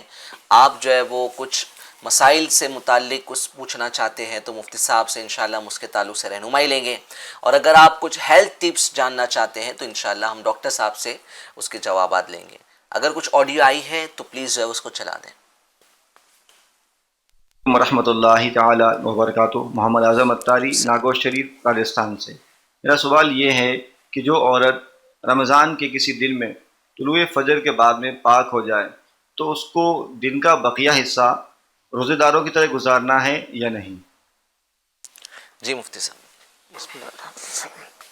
اگر عورت پاک ہو گئی تو اسے چاہیے کہ دن کا بقیہ حصہ وہ روزے داروں کی طرح گزارے. وہ روزہ کاؤنٹ ہوگا؟ روزہ کاؤنٹ نہیں ہوگا. روزہ اس وقت کاؤنٹ ہوگا کہ وہ طلوع صبح صادق سے پہلے پاک ہو جائے. اچھا, تو وہ صبح صادق کے بعد انہوں نے جو سوال کیا ہے تو وہ بعد کا ہے. ٹھیک ہے, تو وہ روزے داروں کی طرح گزارے گی. روزے داروں کی طرح گزارے گی, بٹ روزہ کاؤنٹ نہیں ہوگا. ٹھیک. جی, اور کوئی سوال ہو ناظرین کی طرف سے تو پلیز چلا دیجیے. محمد فرمان ہے. مفتی صاحب سے میرا یہ سوال ہے کہ ناک میں اسپرے ڈالنے سے کیا روزہ ٹوٹے گا یا نہیں؟ جی مفتی صاحب. ناک میں اس سے پہلے بھی ایک مرتبہ اس طرح کا کچھ سوال آیا تھا. جی جی. تو ناک کے ذریعے, منہ کے ذریعے, اور کیا کہتے ہیں ایسی چیز جیسے پاخانہ کے مقام کے ذریعے, پیشاب کے مقام کے ذریعے, اگر پیٹ میں جوف کے اندر جس کو کہا جاتا ہے, اگر معدے کے اندر وہ چیز پہنچ جا رہی ہے تو ان سے روزہ ٹوٹ جاتا ہے. تو یہ ناک کے ذریعے جو ہے یہ پہنچتے ہی ہے. جیسے اگربتی کا دھواں لے لیا یا کچھ اس طرح سے لے لیا, یا آج کل وہ کیا کہتے ہیں وکس کی گولی ہوتی ہے, انہیلر وغیرہ, اس کے ذریعے لیتے ہیں. کان میں دوا ڈالنے سے دیکھیے یہ کان میں دوا ڈالنا اور آنکھ میں دوا ڈالنا, میں اس سے بچ رہا تھا سوال سے. تو یہ ہمارے اصل میں ہمارے ملک کے علماء کا اس سلسلے میں یہ فتویٰ ہے کہ آنکھ میں دوا ڈالنے سے روزہ ٹوٹتا نہیں ہے, اور کان میں دوا ڈالنے سے روزہ ٹوٹ جاتا ہے. بقیہ ہمارے پڑوسی ملک کے علماء کرام اس کے خلاف فتویٰ دیتے ہیں. جی جی. دارالفتہ اہل سنت سے جو ہے وہ یہ جب اس کے تعلق سے جواب دیا گیا تو انہوں نے دارالفتہ اشرفیہ کا بھی جو ہے موقف بیان فرما دیا ابھی تھوڑے دنوں پہلے. تو اسی لیے میں نے بھی وہ بیان کر دیا, آپ نے کہا تو کیا بات, تاکہ جو ہے وہ دونوں کے موقف جو ہے وہ اشرفیہ سے بھی مطلب کل بھی ایک بڑی شخصیت سے گفتگو ہو رہی تھی اس سلسلے میں, اور وہ کچھ ارشاد فرما رہے تھے. تو ہمارے بڑے اسلامی بھائی اس پر اپنی عرضیات بھی پیش کر رہے تھے. تو دونوں کے سوال, دونوں کے جوابات میرے پاس بھی آ گئے کہ ایسے ایسے معاملات چل رہے تھے. جی جی جی, ماشاء اللہ ماشاء اللہ. جی, اور کوئی سوال مفتی صاحب یا ڈاکٹر صاحب کے لیے؟ صاحب سے میرا ایک سوال ہے, اگر مجبوری کے تحت روزہ نہ رکھا, مجبوری ختم ہونے کے بعد کیا حکم ہے؟ کسی عذر شرعی کی بنیاد پہ. مجبوری سے مراد اگر یہ ہے کہ ایک پیٹ میں درد ہو رہا, سر میں درد ہو رہا, معمولی سا, اور پھر اس کے بعد روزہ نہیں رکھا, تو یہ تو سخت گناہ گار ہے. لیکن اگر یا ایسے عذر شرعی کے بغیر بھی کوئی ایسی ظاہری مجبوری پہ روزہ ترک کر دیا, یا عذر شرعی پر روزہ ترک کر دیا, روزہ توڑنے کی بات نہیں کر رہا میں, روزہ ترک کر دیا کا مطلب یہ ہے کہ طلوع صبح صادق سے ہی وہ روزہ نہیں رہا, روزہ رکھا ہی نہیں. رکھا ہی نہیں. ٹھیک ہے. تو ایسے شخص کو بعد میں ایک روزے کی قضا کرنا پڑے گا. ٹھیک ہے جی. علی بھائی جی تجارت کا موضوع چل رہا ہے تو ہمارے اسلاف یا انبیاء اکرام کی تجارت کے کچھ انداز اگر آپ بیان فرما دیتے کہ کس سبحان طریقے اللہ، سے جو ہے وہ انبیاء کی مختلف تجارتیں، اسلاف کی مختلف تجارتیں یا ان کا جو بھی طریقہ کار ہوتا جی تھا جی تجارت کا، اس سبحان کو بیان اللہ. فرمائیں. انبیاء کرام علیہ الصلوۃ والسلام یا بزرگان دین نے بھی اس کو اختیار فرمایا، چونکہ تجارت جو ہے سید صاحب جی اپنے گھر بار کو چلانے کے لیے، بچوں کی کفالت کرنے کے لیے یہ ایک سمجھی کی ضرورت ہے آدمی کی. تو اس لیے ظاہر کرتے ہیں جو بھی تجارت کرتے ہیں، جو جاب کرتے ہیں، مقصد یہ ہوتا ہے کہ گھر بار چل سکے، جو ضروریات ہیں وہ پوری ہو سکے. تو انبیاء کرام علیہ الصلوۃ والسلام نے ہماری تعلیم کے لیے الحمدللہ تجارت فرمائی، باقاعدہ کام کیے ہیں. میں انشاءاللہ حصول برکت کے لیے آپ کے سامنے کچھ ان کے پیارے پیارے کام بتانے کی کوشش کرتا ہوں. حضرت آدم علیہ الصلوۃ والسلام اولاً کپڑا سازی کا کام کیا کرتے، کپڑے بنایا کرتے. ٹھیک ہے. پھر آپ نے کھیتی باڑی کو اختیار فرمایا. کیا سبحان اللہ. حضرت نوح علیہ الصلوۃ والسلام لکڑی کا کام کرتے. حضرت ادریس علیہ السلام درزی کا کام کیا کرتے. حضرت ہود اور صالح علیہ السلام تجارت کیا کرتے. حضرت ابراہیم اور لوط علیہ السلام کھیتی باڑی کیا کرتے. جی حضرت شعیب علیہ السلام جانور پالتے تھے. اسی طرح حضرت موسیٰ کلیم اللہ علی نبینا و علیہ الصلوۃ والسلام بکریاں چراتے.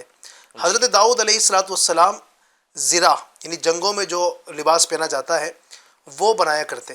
حضرت سلیمان علیہ الصلوۃ والسلام پوری دنیا کے بادشاہ ہونے کے باوجود جی پنکھے اور زنبیلیں بنایا کرتے.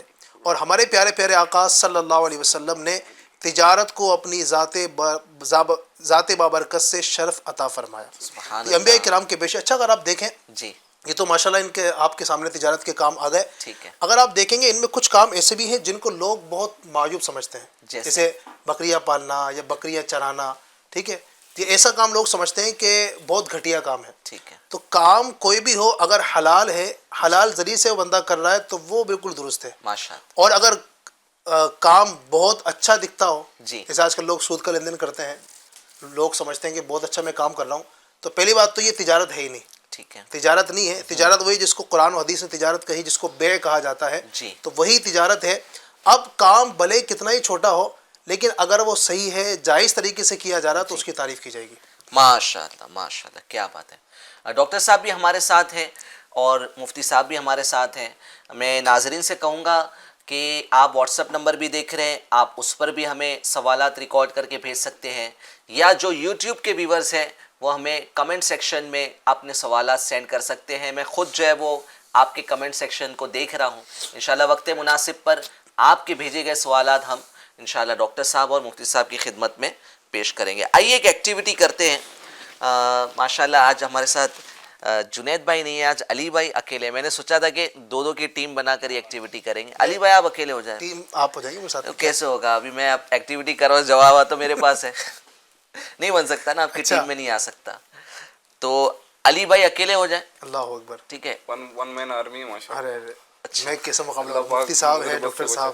نہیں میں مفتی صاحب کیا فرماتے ہیں علی بھائی؟ کا تو مقام اصل میں علی بھائی ہمارے جو ہے نا عاجزی کر رہے ہیں. جی جی ورنہ یہ کہ ماشاءاللہ یہ صبح سے لے کے شام تک جی یہ اسی کام میں لگے رہتے ہیں. ماشاء اللہ ماشاء اللہ. اللہ تعالیٰ ان کو برکتیں عطا فرمائے. میں بھی دیکھتے رہتا ہوں نا، اس لیے ون مین آرمی میں نے. ہاں مگر یہ ایکٹیویٹی ڈیفرنٹ ہے. اچھا ٹھیک ہے.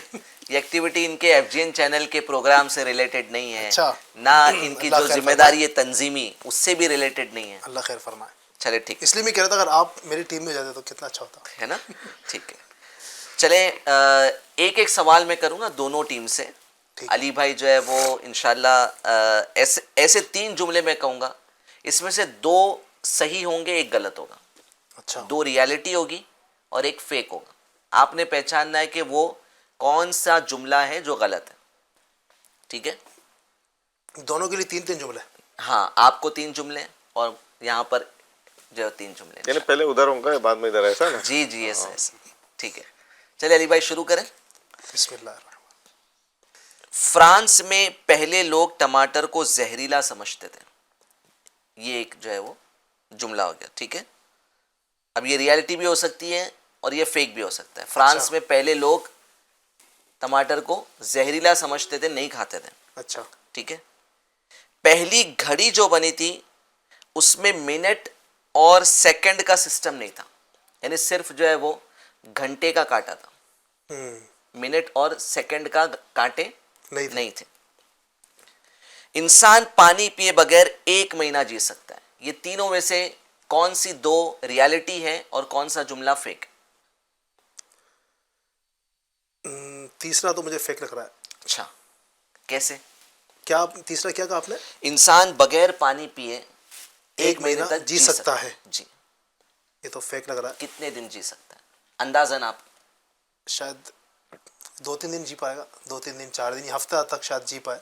ایک مرتبہ ایسا ہوا تھا، جی انڈیا کا یو پی کا ایک شہر ہے مہوبہ، جی تو وہاں دوست تھے 2-3، ان کے آپس میں لڑائی ہو گئی، تو انہوں نے کیا کیا کہ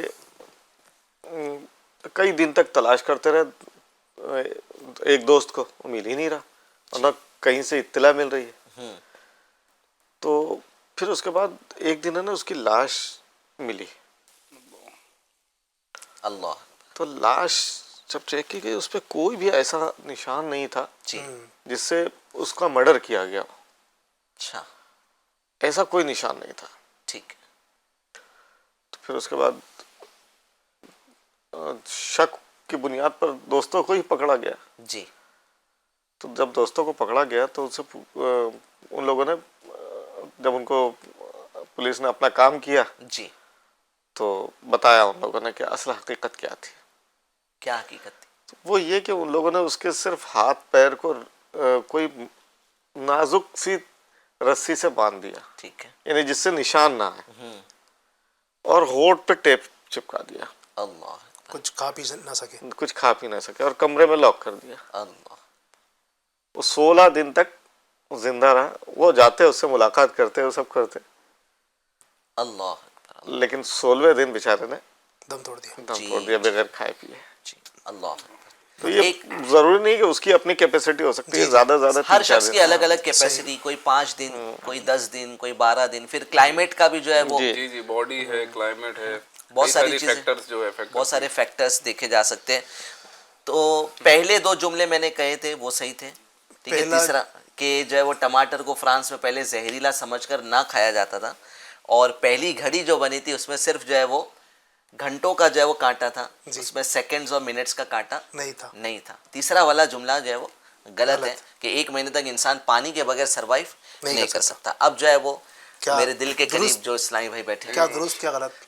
اب صحیح جواب دی نا، ماشاء اللہ، وہ بھی آپ فرما دینا، آپ کا جی جواب ماشاء اللہ، درست ہے۔ علی بھائی کا جواب درست ہے۔ سبحان اللہ، ماشاء اللہ۔ کیا بات، اب چلتے ہمارے دل کے قریب جو اسلامی بھائی ہے، مفتی صاحب، ڈاکٹر صاحب۔ سبحان اللہ۔ 3 جملے میں آپ سے عرض کروں گا، آپ نے پہچاننا ہے کہ اس میں سے کون سی 2 ریالٹیز ہے اور کون سا فیک جملہ ہے۔ جوپیٹر میں ڈاکٹر صاحب ہے تو ڈاکٹر صاحب کو تو سائنٹیفک چیزیں تو پتہ ہی ہیں، انشاءاللہ ہو سکتا ہے کہ ڈاکٹر صاحب اس کے جوابات دے دیں۔ جوپیٹر میں ایک دن 10 گھنٹوں کا ہوتا ہے، جیسے جی 24 آورس اپنا ارتھ میں 24 آورس ہے نا، پرتھوی پہ 24 گھنٹوں کا ایک دن بنتا ہے۔ جوپیٹر پہ جو ہے وہ ایک پلانٹ ہے جوپیٹر، جس میں ایک دن 10 گھنٹوں کا بنتا ہے۔ یہ ریالٹی ہے یا فیک ہے؟ ٹھیک ہے۔ دوسرا جملہ ہے، ایک دن میں انسانی دل 1 لاکھ مرتبہ دھڑکتا ہے۔ اب یہ تو ایک دم ڈاکٹر صاحب سے ہی ریلیٹڈ ہے۔ تیسرا جملہ ہے، آکٹوپس کے 3 ہارٹس ہوتے ہیں۔ اچھا، ایسا بھی ہو سکتا ہے کہ تینوں بھی ریالٹی ہو، یہ بھی ہو سکتا ہے۔ آپ کا ٹائم شروع ہوتا ہے اب۔ جی وہ ڈاکٹر صاحب ہی جواب دیں گے، ایک کا میں بعد میں تبصرہ کروں گا، لیکن پہلے جواب دے لیں۔ اچھا ٹھیک ہے، پہلے آپ فرما دیجیے نا، وہ نہیں، کیا آپ- پتہ وہ تو ذمہ داری مفتی صاحب نے آپ کو دے دی ہے، آپ جواب دیجیے۔ جواب آپ نے دینا ہے۔ اصل میں میں تو سمجھا ہی نہیں۔ نہیں، ہارٹ کا تو 1 منٹ 72 ہے، تو اس حساب سے وہ کیلکولیشن کرنا ہے۔ جی، دن بھر میں 1 لاکھ مرتبہ دل دھڑکتا ہے۔ آکٹوپس کے 3 ہارٹس ہوتے ہیں۔ آکٹوپس ایک جو ہے وہ پرانی ہے جو سمندر میں پایا جاتا ہے، ملٹیپل اس کے یہ اور جوپیٹر میں ایک دن میں 10 گھنٹے ہوتے ہیں۔ یہ تینوں میں سے کیا ریالٹی ہے اور کیا فیک ہے؟ یا تینوں بھی ریالٹی یا تینوں بھی فیک؟ تیسرا تو فیک ہے۔ تیسرا فیک ہے۔ اچھا، مفتی صاحب کہہ رہے فیک ہے، آپ کیا تائید کریں گے مفتی صاحب کی؟ مفتی صاحب فرما دیے تو پھر ایسا نہیں، دیکھیے آپ بھی غور و فکر کریں. اچھا اس میں دو ہے نا ریالٹی؟ نہیں ایسا ضروری نہیں ہے ضروری کیونکہ آپ پہلے فرما رہے تھے ضروری نہیں ہے جو ہے وہ تینوں بھی ریالٹیز ہو سکتی ہے. 24 hours ٹائم چلانا چاہیے اب تو حضور. ہے نا, ٹائم زیادہ لے لیے, بٹ ان کی ٹیم کے جو ہمارے مفتی صاحب ہیں انہوں نے جواب دے دیے. ماشاء اللہ. مفتی صاحب آپ نے جو جواب دیا ہے وہ درست نہیں ہے. نہیں درست نہیں ہو سکتا ہے سر, وہ آپ کے سائنسی اعتبار سے ہوگا. اچھا سائنسی عقلی اعتبار سے غلط ہو ہی ہے. نہیں سکتا. اچھا یعنی آپ اس کی کیا دلیل پیش ہاں کریں؟ میں وہ قرآن پاک کی ایک آیت کریمہ جی کہ اللہ تعالیٰ نے کسی میں دو دل رکھا ہی نہیں. اچھا چلے ٹھیک. تو ماشاءاللہ مفتی اسی لیے صاحب تو میں نے پہلے کہہ دیا تھا. مفتی صاحب نے اسلامک دلیل پیش کر دی ہے, ماشاءاللہ. تو ہم مفتی صاحب نے جو دلیل پیش کی ہے تو اس کی طرف ہی بڑھیں گے. اچھا مفتی صاحب آپ اس پہ کچھ تبصرہ کرنا چاہ رہے تھے, کیا ہے کس چیز پر؟ اسی پر آپ کلام کرنا چاہ رہے اسی پہ کلام کرنا چاہ رہا تھا کہ ہو ہی نہیں سکتا. جی جی اگر وہ صحیح آپ کہہ رہے ہیں تو وہ ہو ہی نہیں سکتا. کہ جی وہ مجھے فی جوفن قلبین ہے نا, وہ آیت ہے قرآن کی, مجھے لفظ بلفظ یاد نہیں آ رہی. جی خلاصہ یہی ہے اس کا. دیکھیے یہ سب جو ہے وہ ریسرچز ہوتی ہیں. اچھا ڈاکٹر صاحب چیک کر رہے ہیں؟ میں نہیں چیک نہیں کرو, کیلکولیشن کرو. اچھا چلیے کچھ سوالات جو ہے وہ ہمارے ناظرین نے بھیجے ہیں, ہم اس کو چلا لیتے ہیں, پھر انشاءاللہ جو ہے وہ ٹاپک کی طرف بڑھیں گے. جی السلام علیکم ورحمۃ اللہ وبرکاتہ. مفتی صاحب کی بارگاہ میں ایک سوال عرض کرنا تھا کہ عورت کیا نماز تراویح کسی مرد کے پیچھے پڑھ سکتی ہے؟ تھوڑا سا اس کی رہنمائی عطا فرما دیجیے گا. جی مفتی صاحب. آج کل ایک ٹرینڈ چل پڑا ہے کہ عورت بھی اب جماعت کے ساتھ تراویح پڑھے. جی خصوصاً یہ کرونا کا جو پیریڈ گزرا ہے اس کے بعد اس میں یہ چلا, اور اس کے بعد سے اب تک چل رہا ہے. اور یہ بعض بد مذہب نے اس کو چلانے کی کوشش کی ہے. جی بہرحال یہ کہ اگر کوئی حافظ یا کوئی تراویح پڑھا رہا ہے مرد, اس کے پیچھے اگر کچھ محرم عورتیں کچھ غیر محرم عورتیں بھی ہیں, جی اور جو اس کے شرعی حدود ہیں ان حدود کا تقاضا رکھتے ہوئے جی اگر تراویح پڑھی جا رہی ہے تو ہو جائے گی. لیکن عورتوں کا فی زمانہ جماعت میں شامل ہونا منع ہے. عورتوں کو جماعت میں شامل ہونے سے روکا گیا ہے. بہت سارے مسائل ہیں اس کے, اور بہرحال تراویح میں عورتیں شامل نہ ہوں, یہ حکم یہی ہے. ماشاءاللہ ماشاءاللہ کافی تفصیلی ماشاءاللہ مفتی صاحب نے جواب دے دیا ہے. ہمارے ساتھ جو ہے ماشاءاللہ پیارے پیارے مدنی منع بھی ہیں. آپ تیار ہیں سوالات کے لیے؟ آج کے سوالات کے لیے جواب دیں گے انشاءاللہ, باری باری دینا, ایک جواب آپ دیں گے, ایک سوال کا جواب آپ دیں گے, ٹھیک ہے؟ چلے پہلا سوال ہے, امام اعظم ابو حنیفہ رضی اللہ تعالی عنہ کو فالو کرنے والوں کو کیا کہا جاتا ہے؟ دونوں کو جواب آتا ہے, آپ دیجیے. حنفی. حنفی. ماشاءاللہ ماشاءاللہ کیا بات ہے. ابھی آپ جواب دیں. ایک نبی کا معجزہ ہے کہ لاٹھی جو ہے وہ سانپ بن گئی. حضرت کس موسیٰ نبی کا علیہ معجزہ ہے؟ جی ماشاء اللہ. پھر سے بولیے. حضرت موسیٰ علیہ السلام. حضرت موسیٰ علیہ السلام. سبحان اللہ سبحان اللہ کیا بات ہے. ابھی آپ نے جواب دینا ہے. کون سے دن کے نام سے قرآن پاک میں ایک مکمل سورہ موجود ہے؟ الگ الگ سورے ہیں. جی کون سا سورہ ہے؟ سورۃ الجمعہ. کیا بات ہے. ماشاء اللہ ماشاء اللہ. ادھر تو آپ کا سوال بھی نہیں ختم ہوا, ادھر جواب آ گیا. کیا بات ہے. ماشاء اللہ ماشاء اللہ, اللہ نظر بد سے محفوظ. جی. جنت میں کون سی زبان بولی جائے گی؟ عربی. عربی زبان. مفتی صاحب عربی زبان جنت میں بولی جائے گی. جس کو عربی آتی ہی نہیں ہے تو جنت میں عربی کیسے بولے گا؟ لسان اہل الجنت عربی. جی عربیون, یہ غالباً حدیث ہے کہ اہل جنت کی زبان جو ہے وہ عربی ہے. جی. یہاں تو آپ جنت کی بات کر رہے ہیں, مسلم ہو یا غیر مسلم, جی جس نے کبھی عربی کا عین بھی نہ سنا ہو, اچھا ہے نا, جی جیسی قبر میں جائے گا جی وہاں اس کو عربی آ جائے گی. کیا بات. اچھا اور وہاں جا کے وہ اس سے سوالات جو ہوں گے وہ عربی میں ہوں گے, وہ عربی میں جواب دے گا, بھلے وہ اس کو غلط جواب دے گا. جی انہیں غلط جواب سے مراد یعنی کامیاب نہیں ہوگا. ہاں کامیاب نہیں ہوگا تو بھی وہ عربی میں بولے گا. اچھا ٹھیک ہے ماشاء اللہ. تو جنت کی زبان عربی ہوگی. سبحان اللہ. قرآن میں سب سے پہلے کون سی سورت کی آیت نازل ہوئی؟ سورۃ جی آپ کو آتا ہے؟ آپ کو وہ آتا ہے کون سی بیٹا؟ آیت ہے وہ بتا رہے ہیں, بتائیے. جی آپ بتائیں. سورہ اقرا کی آیت نمبر 5 تک. اچھا ٹھیک ہے, یہ اس جواب کو پلیز ایک بار چیک کر لیجئے گا. جی جی سورہ العلق. ہاں سورہ علق ہے لیکن الگ وہ ہے شروع وہیں لیکن سے وہ ہوتی اصل ہے. میں شروع وہاں سے ہوتی ہے, وہ بتا رہے ہیں وہ. اچھا کہاں سے ہاں, انہوں نے جواب اس طرح سے دیا کہ جواب سورہ کے درست. بدلے بچے کا جواب درست ہے ماشاء اللہ. اسلام کے کتنے بنیادی ارکان ہیں؟ اسلام کے 5 بنیادی. ماشاء اللہ ماشاء اللہ. حضرت آدم علیہ السلام کا لقب کیا ہے؟ آپ کو آتا ہے؟ آپ بولیں گے ٹھیک. حضرت آدم علیہ السلام کا لقب کیا ہے؟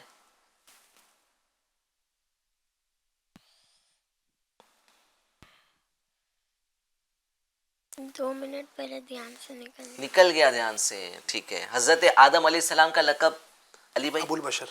ابو البشر, اور لقب صفی اللہ. صفی اللہ. اچھا ٹھیک ہے.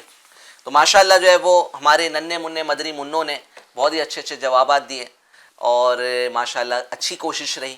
اب ہم بڑھیں گے, کچھ اگر کالز آئے ہیں تو وہ لے لیں, ورنہ میں جو ہے وہ کمنٹ سیکشن میں جو سوالات آئے وہ سوالات کو شامل کروں. جی ڈاکٹر صاحب سے ریلیٹڈ اگر کچھ کوشچنز ہو تو اس کو چلا دیں پلیز. السلام علیکم ورحمۃ اللہ وبرکاتہ. وعلیکم جی میں السلام. اختر رضا اتاری ایم پی کے دموع شہر سے عرض کر رہا ہوں. حضور میرا سوال یہ ہے کہ ایسیڈیٹی ہونے کی کیا وجہ ہوتی ہے اور ایسیڈیٹی ہونے سے کیسے بچا جا سکتا ہے؟ اس کے لیے کچھ مدنی پھول عطا فرما دیجیے. جزاک اللہ خیرہ. السلام علیکم ورحمۃ اللہ وبرکاتہ. جی ڈاکٹر صاحب. بسم اللہ الرحمن الرحیم. ایسیڈیٹی سید صاحب جسے ایسڈ ڈسپیپسیا بھی کہا جاتا ہے, نارملی گیس, نارمل جو کامن لینگویج میں گیس ہو جاتی ہے یہ کہا جاتا ہے. جی جی اس کا ایک نظام ایسا ہوتا ہے سید صاحب کہ جو ہمارا جو اسٹمک ہوتا ہے پیٹ, اس میں پہلے سے ہی نا ایسڈ موجود ہوتا ہے جسے ہائیڈروکلورک ایسڈ کہا جاتا ہے. جی اس کا کام یہ ہوتا ہے کہ ایک کھانا جب ہم کھاتے ہیں یا پیتے ہیں جو بھی چیز, تو اسے ڈائجسٹ کرتا ہے, وہ ہضم کرتا ہے. جی اچھا ایسیڈیٹی کیوں ہوتی ہے؟ جب یہی ایسڈ کا لیول جب بڑھ جاتا ہے تو اسے ایسیڈیٹی کہا جاتا ہے. جی اب یہ ایسیڈیٹی بڑھنے کی تو جو وجہ ہے کئی ساری ہے. کچھ وجہ جسے میں عرض کرتا چلوں کہ ہم نے بہت زیادہ پیٹ بھر کے کھا لیا, جسے کہتے ہیں نا کہ حلق تک میں نے کھا لیا. جی جی تو ایسا ہوتا ہے کہ جب ہم نے کھانا اتنا زیادہ کھا لیا تو وہی ایسڈ جو ہے نا اوپر چڑھتے چڑھتے جو ایسوفیگس ہو نا ہمارا جو کھانے کی جو نلی جسے کہتے ہیں, تو وہاں تک چڑھ جاتا, جس سے پھر ہارٹ برن وغیرہ, سینے میں جلن یہ چالو ہو جاتی ہے. جی اس کے بعد میں بے ٹائم کھانا کھانا, جیسے دوپہر کا کھانا میں 2 بجے کبھی کھا رہا ہوں تو کبھی 4 بجے کھا رہا ہوں, کبھی 6 بجے کھا رہا ہوں, جی وہ بھی نہیں یہ ہے. پھر بہت زیادہ مسالے دار میں کھا رہا ہوں. اس کے بعد میں اسٹریس بھی ایک وجہ ہے کہ بہت زیادہ اسٹریس ہے تو پھر ایسیڈیٹی ہوتی ہے. ٹھیک ہے. اس کے بعد میں فزیکل ان ایکٹیویٹی میری ہو رہی ہے, نہیں ہو رہی, مطلب میں فزیکلی زیادہ اتنا انوالو نہیں ہوں ایکٹیویٹی میں, تو کھا کے بس میرا لیٹنا ہے. پھر ویسے جیسے کھانا کھا کے میں ترنت سو رہا ہوں, تو یہ بھی کچھ وجہ ہے جو ایسیڈیٹی ہوتی ہے. اچھا اس کا علاج یہ ہے کہ میڈیسینز بھی اویلیبل ہوتی ہے جسے اینٹا ایسڈ کہا جاتا ہے. لیکن میرا یہی مشورہ رہے گا کہ جب بھی کچھ ایسی پرابلم ہو تو باقاعدہ ڈاکٹر کو دکھا کے ہم لیں. ٹھیک ہے. ہم کیا کرتے ہیں, جاتے ہیں اور گیس ہو گئی گولی دے دو, فارمیسی میں جا کے جی لے جی, لیتے تو پھر اس میں بھی کئی ٹائپس ہوتے ہیں. جی جی پی آئی جسے بولتے ہیں, پروٹون پمپ انہیبیٹر. اب ہم نے کوئی بھی لے لیا باڈی میں, اس کا پھر عارضی طور پر تو جو اثر کر دے گی, پھر اس کی نا باڈی ہے نا پھر وہ ارج ہو جاتی ہے.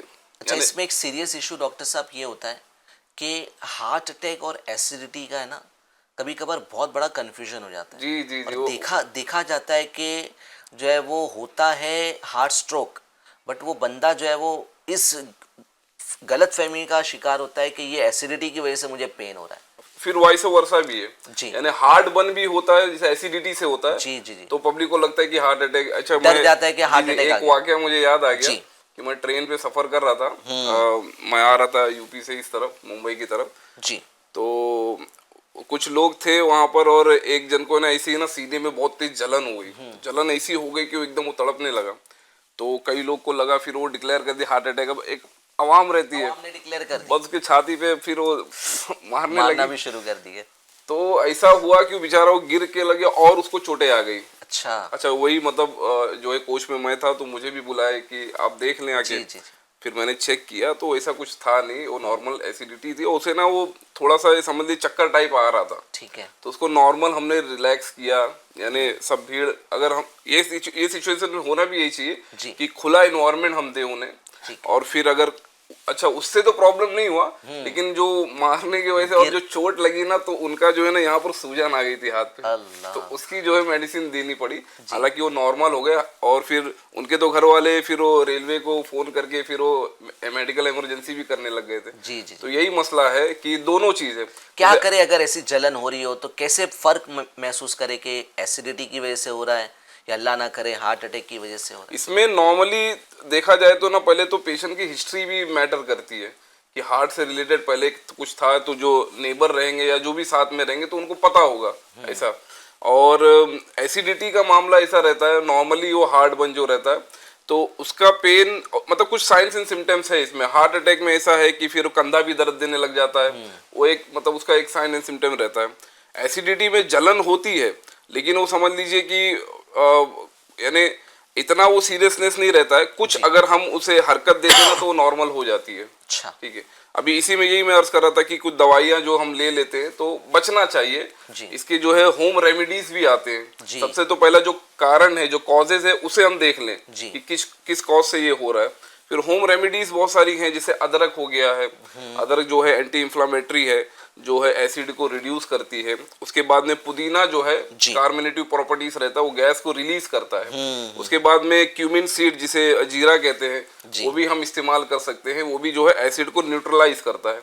तो ऐसी भी कुछ हम चीजें अगर देख लेना हमारी जानकारी में तो इसको हम कई हद तक घरेलू यानी इलाज से कर सकते हैं। ठीक। एक बार जो एंटासिड की हम फिर वो आदत अगर अपने से ले लेंगे ना तो फिर आगे जाके मैंने ऐसे शख्स को भी देखा है कि जो हर खाने से पहले जो है एसिडिटी की गोली खा लेते हैं। यानी वो इतना जो है उनको एडिक्शन हो गया है कि ना खाना खाने से पहले वो एसिडिटी की यानी वो एक एडिक्शन है नहीं उनको एसिडिटी, बट वो जहनी तौर पे ये कि अब मैं खा लूंगा ना तो ये दवा खाने के बाद में मुझे एसिडिटी नहीं होगी चाहे कितना भी मैं खा लूं।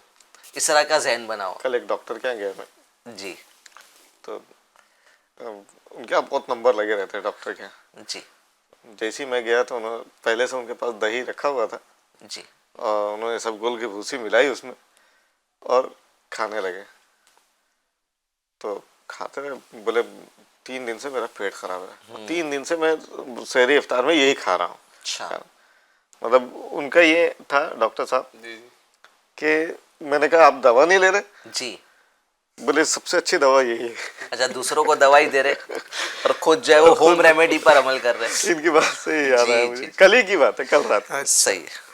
वो बाद में कुछ लोग होते हैं जैसे फीवर हो गया या कुछ पेन हो गया तो पेन किलर एंटीबायोटिक अपने ही ले लेते हैं। आदत होती है, वो कुछ थोड़ा नॉलेज ले लेते हैं ऐसा, लेकिन बचना चाहिए जी। एक बार बॉडी फॉर एग्जांपल अगर मुझे दर्द है कोई जगह पे से सब और मैंने दर्द की गोली ले लिया, अब दोबारा जब दर्द होगा ना तो वो है ना इनबिल्ड हो जाती है बॉडी कि अब उससे हाई पावर चाहिए जी, तो फिर ये मसला हो जाता है जी। मेडिकल के ताल्लुक से जो है वो अपने तौर पे जो है वो हम कुछ ना सोचें, इसी तरीके से शरीयत के ताल्लुक से भी अपने तौर पर जो है वो डिसीजंस ना लें, एक्सपर्ट से राय हासिल करें।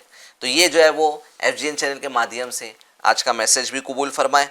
मुफ्ती साहब, एक शख्स ने जो है वो सवाल किया है कि दूसरी रकात में उठने के बाद क्या सूरह फातिहा से पहले बिस्मिल्लाह कहना चाहिए, और सूरह फातिहा के बिस्मिल्लाह यानी ये सवाल है कहना चाहिए नहीं कहना चाहिए? बिस्मिल्लाह कहना मुस्तहब है, कह लेते तो अच्छी बात है। सूरह फातिहा से पहले बिस्मिल्लाह पढ़ना, फिर उसके बाद में जो सूरा पढ़ेंगे उससे पहले अगर पढ़ ले तो अच्छी बात है, मुस्तहब है। लेकिन अगर नहीं पढ़ा तो नमाज हो जाएगी, हम हनफियों के नमाज हो जाएगी। ठीक है। अली भाई, एक नाजरीन में से किसी ने सवाल किया है कि दिल कैसे साफ करें? दिल कैसे साफ करें? सुभान अल्लाह। दिल को साफ करने के लिए याद इलाही। क्या बात है। अला बिज़िक्रिल्लाहि तत्मइन्नुल क़ुलूब। सुभान अल्लाह। सुन लो, अल्लाह के ज़िक्र से दिल मुतमईन होते हैं जी। तो अल्लाह का ज़िक्र, अच्छों का ज़िक्र करते रहेंगे, इंशाअल्लाह दिल साफ रहेगा। सुभान अल्लाह। ज़िक्र इलाही करते रहें, दुरूद पाक पढ़ते रहें, इंशाअल्लाह दिल की सफाई हो जाएगी। डॉक्टर साहब के लिए एक सवाल जो है वो किसी ने ऑडियो की सूरत में भेजा है, आइए उसको चलाते हैं। السلام علیکم ورحمۃ اللہ وبرکاتہ. وعلیکم قیام السلام. علی اتاری چنواڑا ڈسٹرکٹ کے پراسیہ شہر سے عرض کر رہا ہوں. جی میرا آپ سے سوال یہ ہے کہ روزے میں اگر بلڈ پریشر لو ہو جاتا ہے اور چکر آتے ہوں تو کیا کریں؟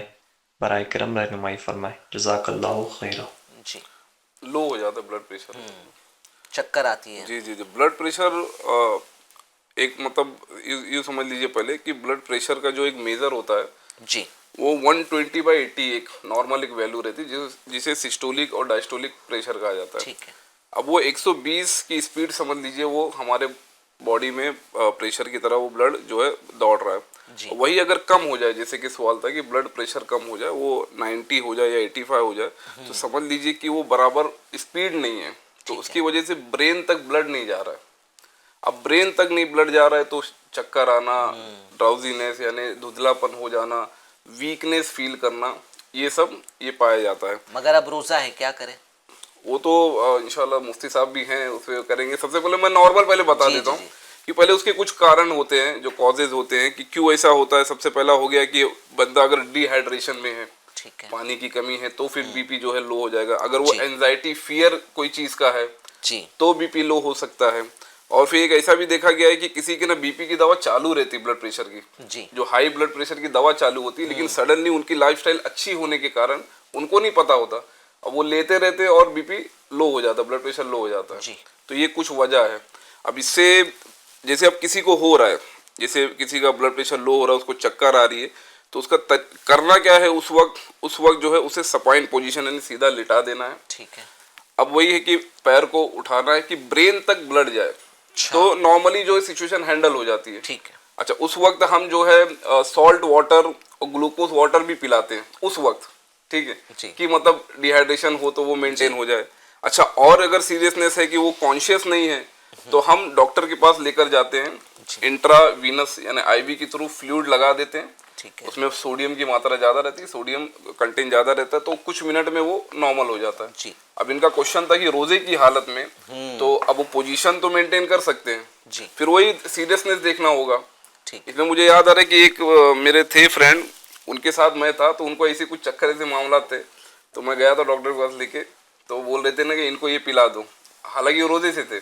جی تو میں نے یہی عرض کیا کہ آپ ہے نا یہ کیونکہ ماشاءاللہ ماحول کی برکت ہے, مدنی مذاکرے میں بھی وقتاً فوقتاً یہ پتہ چلتا ہے کہ جو آئی وی کے تھرو حضرت نے بھی اس دن فرمائے تھے نا کہ اگر آئی وی کے تھرو اگر ہم چڑھائیں گے تو روزہ نہیں ٹوٹے گا. مزید اگر آپ مفتی صاحب اس موضوع پر آپ کچھ روشنی ڈالیں کہ اچھا وہ جو سوال ہے, جو سوال تھا بسم اللہ پڑھنے کے تعلق سے, تو سورہ فاتحہ سے پہلے بسم اللہ پڑھنا سنت ہے نا, اور سورہ فاتحہ کے بعد اگر شروع سورت سے پڑھنی ہے تو بسم اللہ پڑھنا مستحسن ہے. ٹھیک ہے نا. اوکے. سب اس سوال کے تعلق سے ویسے پوچھا گیا ڈاکٹر صاحب سے, بٹ یہاں پر جو ہے وہ یہ صورت کیا یہ صورت بنتی ہے کہ روزہ توڑ لیں؟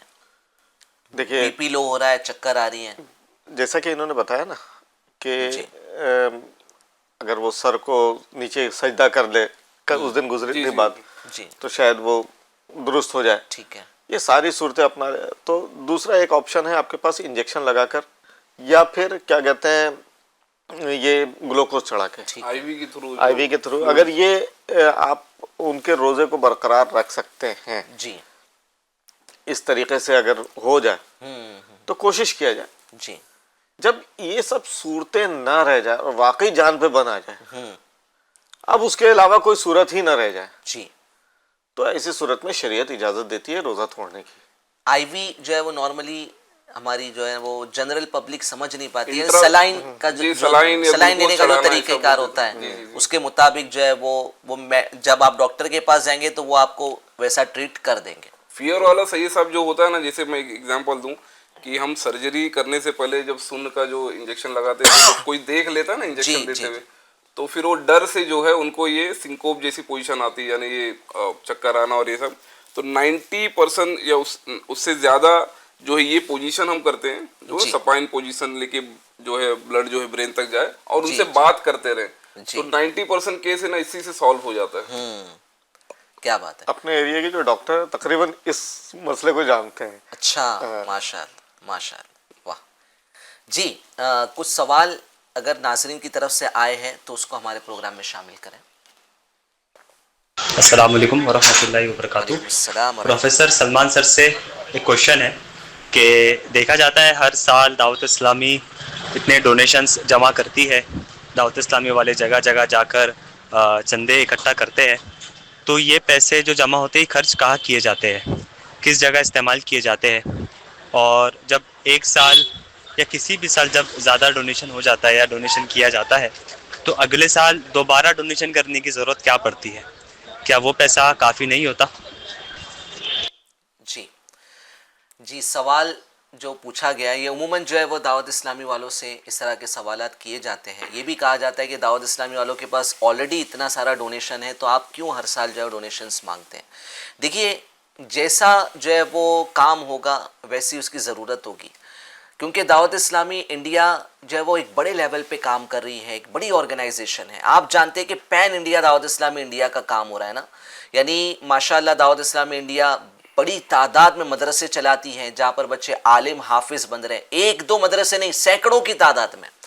اسی طرح ان مدرسوں میں پڑھنے والے جو طلبہ ہیں اسٹوڈنٹس ہیں یہ اسٹوڈنٹس بھی ہزاروں کی تعداد میں، یعنی کسی مدرسے میں 10 20 100 200 500 ہوں گے. دعوت اسلامی کے زیر اہتمام چلنے والے مدارس میں ہزاروں کی تعداد میں اسٹوڈنٹس زیر تعلیم ہے، عالم بن رہے ہیں، حافظ بن رہے ہیں. پھر دعوت اسلامی جہاں مسجد نہیں ہے مسجدیں بنا رہی ہیں، اور آپ بھی جانتے ہیں کہ مسجدیں بنانا کنسٹرکشن کرنا اس کے لیے لاکھوں لاکھ روپوں کی ضرورت پڑتی ہے. الحمدللہ ہمارا ایک ڈپارٹمنٹ ہے مسجد تعمیر کرنے والا ڈپارٹمنٹ، یہ الحمدللہ سب پورا سال بزی رہتا ہے، جگہ بجگہ مسجدیں بن رہی ہیں. آج ہی جو ہے وہ ایک شخصیت جنہوں نے ہمیں زمین کے لیے جو رقم پیش کی تھی ان کو ہم نے یہ اپڈیٹ دی کہ انشاءاللہ سبحانہ اس شہر میں اللہ نے چاہا تو رمضان کے بعد جو ہے وہ سنگ بنیاد رکھی جائے گی، وہاں پر تعمیری کام شروع ہو جائے گا. اب ایک مسجد بنانی، آپ گھر بناتے ہیں تو آپ بتائیں کہ آپ کو گھر بنانے میں لاکھوں لاکھ روپوں کی ضرورت نہیں پڑتی ہے، تو دعوت اسلامی انڈیا تو اتنی ساری جو مسجدیں بنا رہی ہے تو کتنے کروڑ روپے اس کے لیے چاہیے. اسی کے ساتھ ساتھ دعوت اسلامی انڈیا الحمدللہ سبحانہ قافلے سفر کرواتی ہے. دعوت اسلامی انڈیا جو ہے وہ مسجدوں میں امام پرووائڈ کرتی ہے، ان کی تنخواہیں دینا، مدرسین کی تنخواہیں دینا. میں نے پہلے بھی بتایا ہے کہ الحمدللہ ہمارے اس تنظیم کے تحت جو ہے وہ غریب نواز آن لائن اکیڈمی میں کئی ایسی اسلامی بہنیں ہیں کہ جو الحمدللہ دوسروں کو قرآن پاک کی تعلیم دے کر جو ہے وہ حلال روزگار حاصل کر رہی ہیں. تو یہ سب آپ کی دعوت اسلامی انڈیا جو کام کر رہی ہے نا، تو آپ غور کیجئے کہ اتنے سارے لوگوں کو روزگار پرووائڈ کرنا، اتنے سارے لوگوں کے جو ہے وہ امپلائمنٹ کا ذریعہ بننا، وومن امپاورمنٹ کا ذریعہ بننا، یہ دعوت اسلامی کا کیسا انوکھا کام ہے. اور یہ ایسے ہی تو نہیں ہوگا نا، اس کے لیے جو ہے وہ لاکھوں لاکھ بلکہ کروڑوں روپے کی ضرورت ہوگی.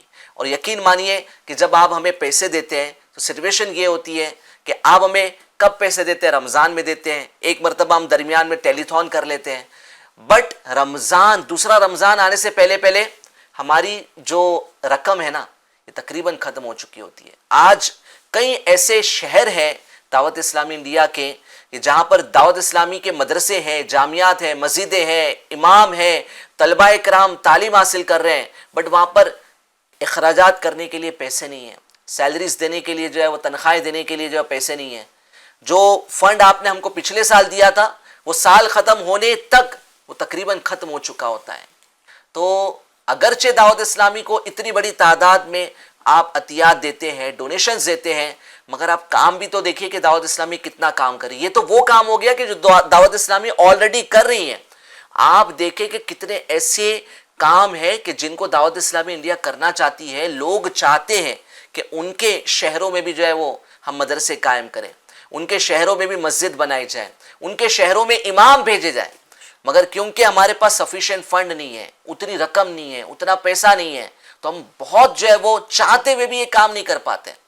تو آپ اگر ہمارا تعاون کرتے ہیں، آپ ہمارا ساتھ دیتے ہیں، تو انشاءاللہ جو ریگولر ورک ہو رہا ہے دعوت اسلامی کا وہ بھی دعوت اسلامی اسموتھلی چلا سکے گی، اور انشاءاللہ یہ کام اور مزید بڑھ سکے گا، اس میں ترقی ہو سکے گی انشاءاللہ. میں چاہوں گا کہ مفتی صاحب بھی اس میں کچھ ایڈ کریں. جی مفتی صاحب. آپ ماشاءاللہ آپ نے بہت اچھا جواب دیا. جی.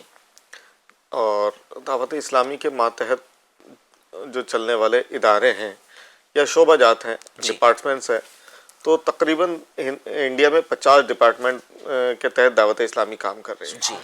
اور ان ڈپارٹمنٹ میں جو افراد کام کر رہے ہیں ان کی تنخواہیں دینا، یہ کتنا عظیم ترین کام ہے. جی لوگوں سے ایک گھر نہیں سنبھلتا. جی جی.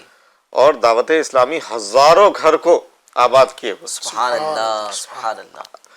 اعتراض کر دینا، جی بول دینا بہت آسان کام ہوتا ہے. جی لیکن آپ ڈیپلی گھس کر دیکھیے دعوت اسلامی میں. میں تو کہوں گا کہ جس کو چاہے وہ تنظیمی معاملات ہو یا کوئی بھی معاملہ ہو، جیسے بعض لوگ ہمارے دعوت اسلامی کے طریقہ کار پہ اعتراض کرتے ہیں، بہت سی چیزوں پہ اعتراض کرتے ہیں، اسی طرح اس چندے کے معاملات پہ بھی اعتراض کرتے ہیں. جی جی. آپ دعوت اسلامی میں آ جائیے، دیکھ لیجئے، اندر آ کر آپ دیکھیے دعوت اسلامی کا ایک طریقہ کار ہے. جی. آپ شروع میں درس دینے والے بنے، جی تھوڑے تھوڑے تھوڑے تھوڑے آپ ترقی کرتے جائیں گے. آپ میں نے دیکھا اپنی زندگی میں 91 سے میں دعوت اسلامی کے، بلکہ اس سے 89 سے میں دعوت اسلامی کے ماحول میں، الحمدللہ ماشاء اللہ. تو دھیرے دھیرے ترقی کرتے. ہم بھی ایک عام اجتماع میں جانے والے اور اس طرح سے تھے. جی. آج الحمدللہ تنظیم نے بڑی عزت دی ہے ہمیں. تو یہ دھیرے دھیرے دھیرے دھیرے آپ ترقی کر کے اندر گھس کر دیکھ لیجئے. جی. دوسرے سے پروف حاصل کیا کرتے ہیں، دوسرے سے کیا جواب مانگتے ہیں. جی جی جی. آپ خود آئیے. جی. وہ دعوت اسلامی ایسا کام کرتی ہے، دعوت اسلامی یہ کرتی ہے، دعوت اسلامی وہ کرتی ہے. آپ جب اندر آئیں گے نا، جی، تو دعوت اسلامی مسلک اعلی حضرت پر عمل کرنے والی تحریک ہے. سبحان اللہ. دعوت اسلامی چندوں کو کہاں خرچ کر رہی ہے، جی وہ سارے آپ کو خود آپ کے سامنے، آپ کے نظروں کے سامنے ہوگی وہ چیزیں. سبحان اللہ. کیا بات. تو آپ ایک مرتبہ آ کر دیکھیں، میں دعوت دوں گا. جی. دھیرے دھیرے آپ ظاہر ڈائریکٹ آپ نہیں چھلانگ لگا کے سکیں گے، لیکن آپ ایک ایک گوشے پہ آپ نظر رکھیں گے. جی. اور ہو سکتا ہے کہ آپ دیکھ دیکھ کر آپ بظاہر اگر کوئی غلطی ہو رہی ہوگی آپ اصلاح کرنے والے بھی بن جائیں گے. جی. لیکن حقیقت اس وقت آپ کو پتہ چلے گی جب آپ اندر گھس کر دیکھیں گے. جی ماشاءاللہ. دعوت اسلامی انڈیا میں جو بھی کام ہو رہے ہیں، یہ الحمدللہ سب و جل دین و سنیت کو ترقی پہنچانے کے لیے ہو رہے ہیں. تو آپ دعوت اسلامی انڈیا کا ساتھ دیجئے. آپ اعتراضات پر توجہ نہ دیں. اعتراض کرنا بہت آسان کام ہے. دعوت اسلامی کام کرتی ہے. آپ دیکھیں نا، ایک نے جو ہے وہ میسج چلا دیا، اس کو کتنا ٹائم لگا. ویڈیو ریکارڈ کر کے ڈال دی، کتنا ٹائم لگا. اس نے کیا کیا اس کا بھی دیکھیں نا بیک گراؤنڈ، کہ جس نے ویڈیو چلائی ہے یا جس نے میسج چلایا ہے تو اس نے کیا ایسی دینی ایکٹیویٹی کی، اس نے اپنی زندگی میں کتنے کارنامے انجام دیے، کتنی دین کی خدمت کی. آپ کی دعوت اسلامی کا کام تو آپ کی آنکھوں کے سامنے ہے. دعوت اسلامی کا کام کسی سے ڈھکا چھپا نہیں ہے. الحمدللہ ماشاءاللہ دعوت اسلامی جو ہے وہ 41 سکولز ہو جائے گی ہماری. ابھی اس سال جو ہے وہ انشاءاللہ 41 سکولز ہو جائے گی. آج جو ہے وہ کون سے ایسے ادارے ہیں کہ جو ہے وہ اتنی بڑی تعداد میں سکول، اور تقریباً 15 سے 16 ہزار بچے جو ہے وہ دارالمدینہ سکول جو دعوت اسلامی چلاتی ہے اس میں زیر تعلیم ہے. تو ماشاءاللہ سکول چلانے کا معاملہ دیکھ لیجئے، مدرسے چلانے کا معاملہ دیکھ لیجئے، مدرسے مسجد چلانے کے معاملات، مسجد کو تعمیر کرنے کے معاملات. تو آپ جب بھی دیکھیں گے دعوت اسلامی کے کاموں کو تو آپ کو بڑی تعداد دکھائی دے گی. ایک دو نہیں، سینکڑوں کی تعداد میں دعوت اسلامی یہ کاموں کو انجام دے رہی ہے. تو دعوت اسلامی انڈیا کا ساتھ دے، اعتراضات کی طرف توجہ نہ رکھے. آپ اپنی زکوٰۃ فطرے دعوت اسلامی کو پہلے بھی آپ نے دیا ہے، آئندہ بھی دیتے رہیے. انشاءاللہ عز و جل آپ کی دی ہوئی رقم سے دعوت اسلامی انڈیا دین کی خدمت کرے گی. کہیں نہ کہیں جو ہے وہ دینی ایکٹیویٹی کرے گی. کسی جگہ مسجد کی ضرورت ہے وہاں پہ مسجد بنائے گی، کہیں مدرسے کی ضرورت ہے وہاں پہ مدرسہ بنائے گی. انشاءاللہ ہو سکتا ہے کہ آپ کی دی ہوئی رقم سے کوئی عالم دین بن جائے، آپ کی دی ہوئی رقم سے کوئی حافظ قرآن بن جائے. تو بس دعوت اسلامی کا ساتھ دیتے رہے اور آ جائے. جیسا مفتی صاحب نے کہا نا، دعوت اسلامی میں آ جائے. ہمیں صرف آپ کا مال نہیں چاہیے بلکہ ہمیں آپ خود چاہیے. آپ خود آ جائیے، مل کر کام کیجئے. دیکھیے کتنا مزہ آتا ہے دین کی خدمت کرنے میں. تو ماشاءاللہ جو ہے وہ یہ جو سائل نے جو سوال کیے تھے، ہو سکتا ہے کہ اس جواب کے ذریعے سے کئی اسلامی بھائیوں کے وسوسوں کی کاٹ ہو چکی. جی یعنی بعض سوالات ایسے بھی ہوتے ہیں نا جی کہ آپ ایسا کر رہے ہو، آپ ایسا کر رہے ہیں. خالی میں اتنا کہہ دینا چاہتا ہوں کہ دعوت اسلامی دارالافتاء اہل سنت کے دامن کو مضبوطی سے تھامے ہوئے ہیں. سبحان اللہ. ماشاءاللہ ماشاءاللہ. اور صرف دارالافتاء اہل سنت کے ساتھ ساتھ ہمارے ہند کے جو اکابر علماء ہیں، جی وہ معاملات جو ہم دارالافتاء اہل سنت کے ساتھ ساتھ بہت سے معاملات ہم خصوصاً ہمیں ہند میں جو اہم کام کرنا ہے، جو اہم یعنی دوسری جگہوں پہ نہیں ہوتے لیکن ہمارے یہاں کرنا ہے ہم کو. الحمدللہ. تو ہم اس کو باضابطہ ہند کے بڑے علماء اکابر علماء میں جن کا شمار ہوتا ہے جی ہم ان سے رہنمائی لیتے ہیں. آپ بھی مجھے ہی بھیجتے ہیں کہ اس حد تک کہ یقین مانیے کہ لوگوں کی اس طرف توجہ نہیں ہوتی ہوگی کہ اس پر بھی شرعی رہنمائی لینی چاہیے. الحمدللہ جو بھی نیا کام ہوتا ہے نا تو پہلے ہمیں امیر اہل سنت نے سوچ دی ہے کہ کچھ بھی نیا کرنا ہے آپ کے پاس اس کی شرعی رہنمائی نہیں ہے تو پہلے مفتیان اکرام سے رہنمائی حاصل کرو. تو کئی مرتبہ ایسا ہوتا ہے کہ مفتی یحییٰ رضا صاحب کی خدمت میں عرض کرتے ہیں, پھر مفتی صاحب جو ہے وہ جو ہمارے دارالافتاء اشرفیہ کے مفتیان اکرام ہیں ان سے رہنمائی لے کے ہم کو عطا ہم فرماتے ہیں. دارالافتاء اہل سنت اور الجامعۃ الاشرفیہ آپ نے ذکر کیا جیسا, تو ان یہاں کے مفتیان کرام سے ہم جب تک کہ مطمئن نہیں ہو جاتے جی ہم قدم آگے نہیں بڑھاتے. ماشاءاللہ. ہم مسائل میں بعض مسائل میں اختلاف ہو سکتا ہے جی لیکن یہ فروعی مسائل میں جی فروعی مسائل میں پہلے بھی علماء کا اختلاف رہا اور آج بھی اختلاف چلا آ رہا ہے. فروعی مسائل میں اختلافات ہو سکتے ہیں جی لیکن اصولی مسلک اعلی حضرت کی پابند دعوت اسلامی تحریک ہے اور اسی کے مطابق دعوت اسلامی کام کرتی ہے, شرعی رہنمائی لے کر کرتی ہے. سبحان اللہ سبحان اللہ, کیا بات ہے. دعوت اسلامی کا ساتھ دینا ہے انشاءاللہ, مرتے دم تک دعوت اسلامی کے ساتھ میں رہنا ہے, دعوت اسلامی انڈیا کا ساتھ دینا ہے انشاءاللہ عز و جل. ایک آڈیو آئی ہے تو وہ آڈیو پلیز جو ہے وہ چلا دیجیے. ورحمۃ اللہ وبرکاتہ. السلام ورحمۃ اللہ. ماشاء اللہ عمران بھائی کو دیکھ کر بڑی خوشی ہوئی. ڈاکٹر صاحب اللہ آپ کو سلامت رکھے. ایک سوال تھا کہ اگر کڈنی میں جو اسٹون ہے اس کا درد ہو رہا ہو روزے کی حالت میں تو ایسی صورت میں کیا کرنا چاہیے؟ تو مفتی صاحب سے سوال تھا کہ اگر زیادہ بڑھ جائے درد تو روزہ توڑ سکتے ہیں کیا؟ چلے ڈاکٹر صاحب سے بھی سوال ہو گیا اور مفتی صاحب سے بھی سوال ہو گیا. جی ڈاکٹر صاحب. جی کڈنی اسٹونز کا جو پین ہوتا ہے صحیح سب بہت سیویئر ہو جاتا ہے. کبھی مجھے کبھی بھی رہا ہے ایک عرصے تک, بہت زیادہ سیویئر ہو جاتا ہے. جی حالانکہ اس کے پہلے مطلب اس کے ہونے سے پہلے ہی ہمیں کچھ ایسے ڈائٹ وغیرہ ہمیں فالو کرنا چاہیے کہ نہ ہو. اب وہ ہو گیا ہے اور پین اگر ہو رہا ہے تو وہ ڈیپینڈ کرتا ہے کہ کون سا سیویئر پین ہے. جی تو اس میں تو ماشاءاللہ مفتی صاحب مزید یہ کریں گے. حالانکہ سیویئر پین بہت ہو جاتا ہے. اب اس میں ایسا ہے کہ اگر روزے نہیں ہو جیسے روزے کی حالت نہیں تو اس میں تو ہم باقاعدہ جو ہے پین کلر دیتے ہیں ہائی, اور باقاعدہ پھر انجیکشن بھی دینا پڑتا ہے. اگر بہت زیادہ ایکسٹریم لیول کا پین ہو تو آئی ایم یعنی انٹرامسکولر انجیکشن بھی ہم دیتے ہیں. اب مزید مفتی صاحب فرمائیں گے روزے کی حالت. روزے کی حالت میں انجیکشن یعنی اتنا زیادہ درد ہو رہا ہے تو انجیکشن کی تو ویسے ہی اجازت ہے, جس سے پہلے بھی کئی مرتبہ یہ مسئلہ گزر چکا ہے. ٹھیک ہے. تو اگر بہت زیادہ سیریس معاملہ ہے جی تو انجیکشن لے لیں.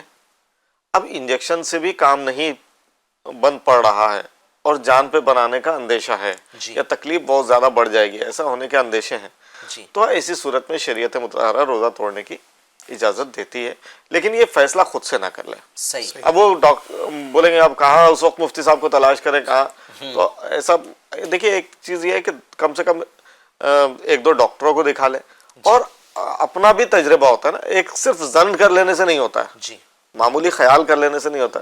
بعض لوگ ہیں بہت جلد بازی ہوتی ہے بس تو میں تو چلا ہی جاؤں گا, تو ایسا مسئلہ نہیں ہوتا ہے. کبھی کبھی بہت معمولی سی بات ہوتی ہے لوگ اس کو بہت بڑا لے لیتے ہیں, تو اس کے لیے ایک کیا کہتے ہیں بڑے ڈاکٹر سے بھی مل لے.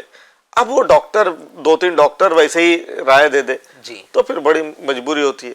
اور جیسے ڈاکٹر صاحب نے کہا کہ جب جس کو یہ تکلیف ہے تو رات میں جو افطار سے لے کر سحری تک پانی کی تعداد اچھی خاصی رکھے پانی پینے میں, تو انشاءاللہ وہ تکلیف ہوگی ہی نہیں, جو میرا اندازہ ہے.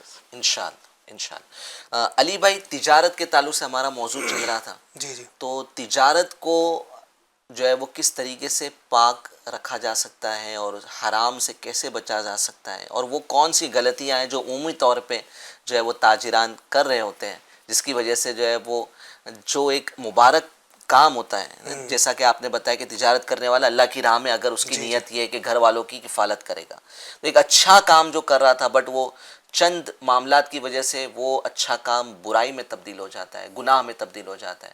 تو ایسی کون سی غلطیاں ہیں جو ایک تاجر کرتا ہے؟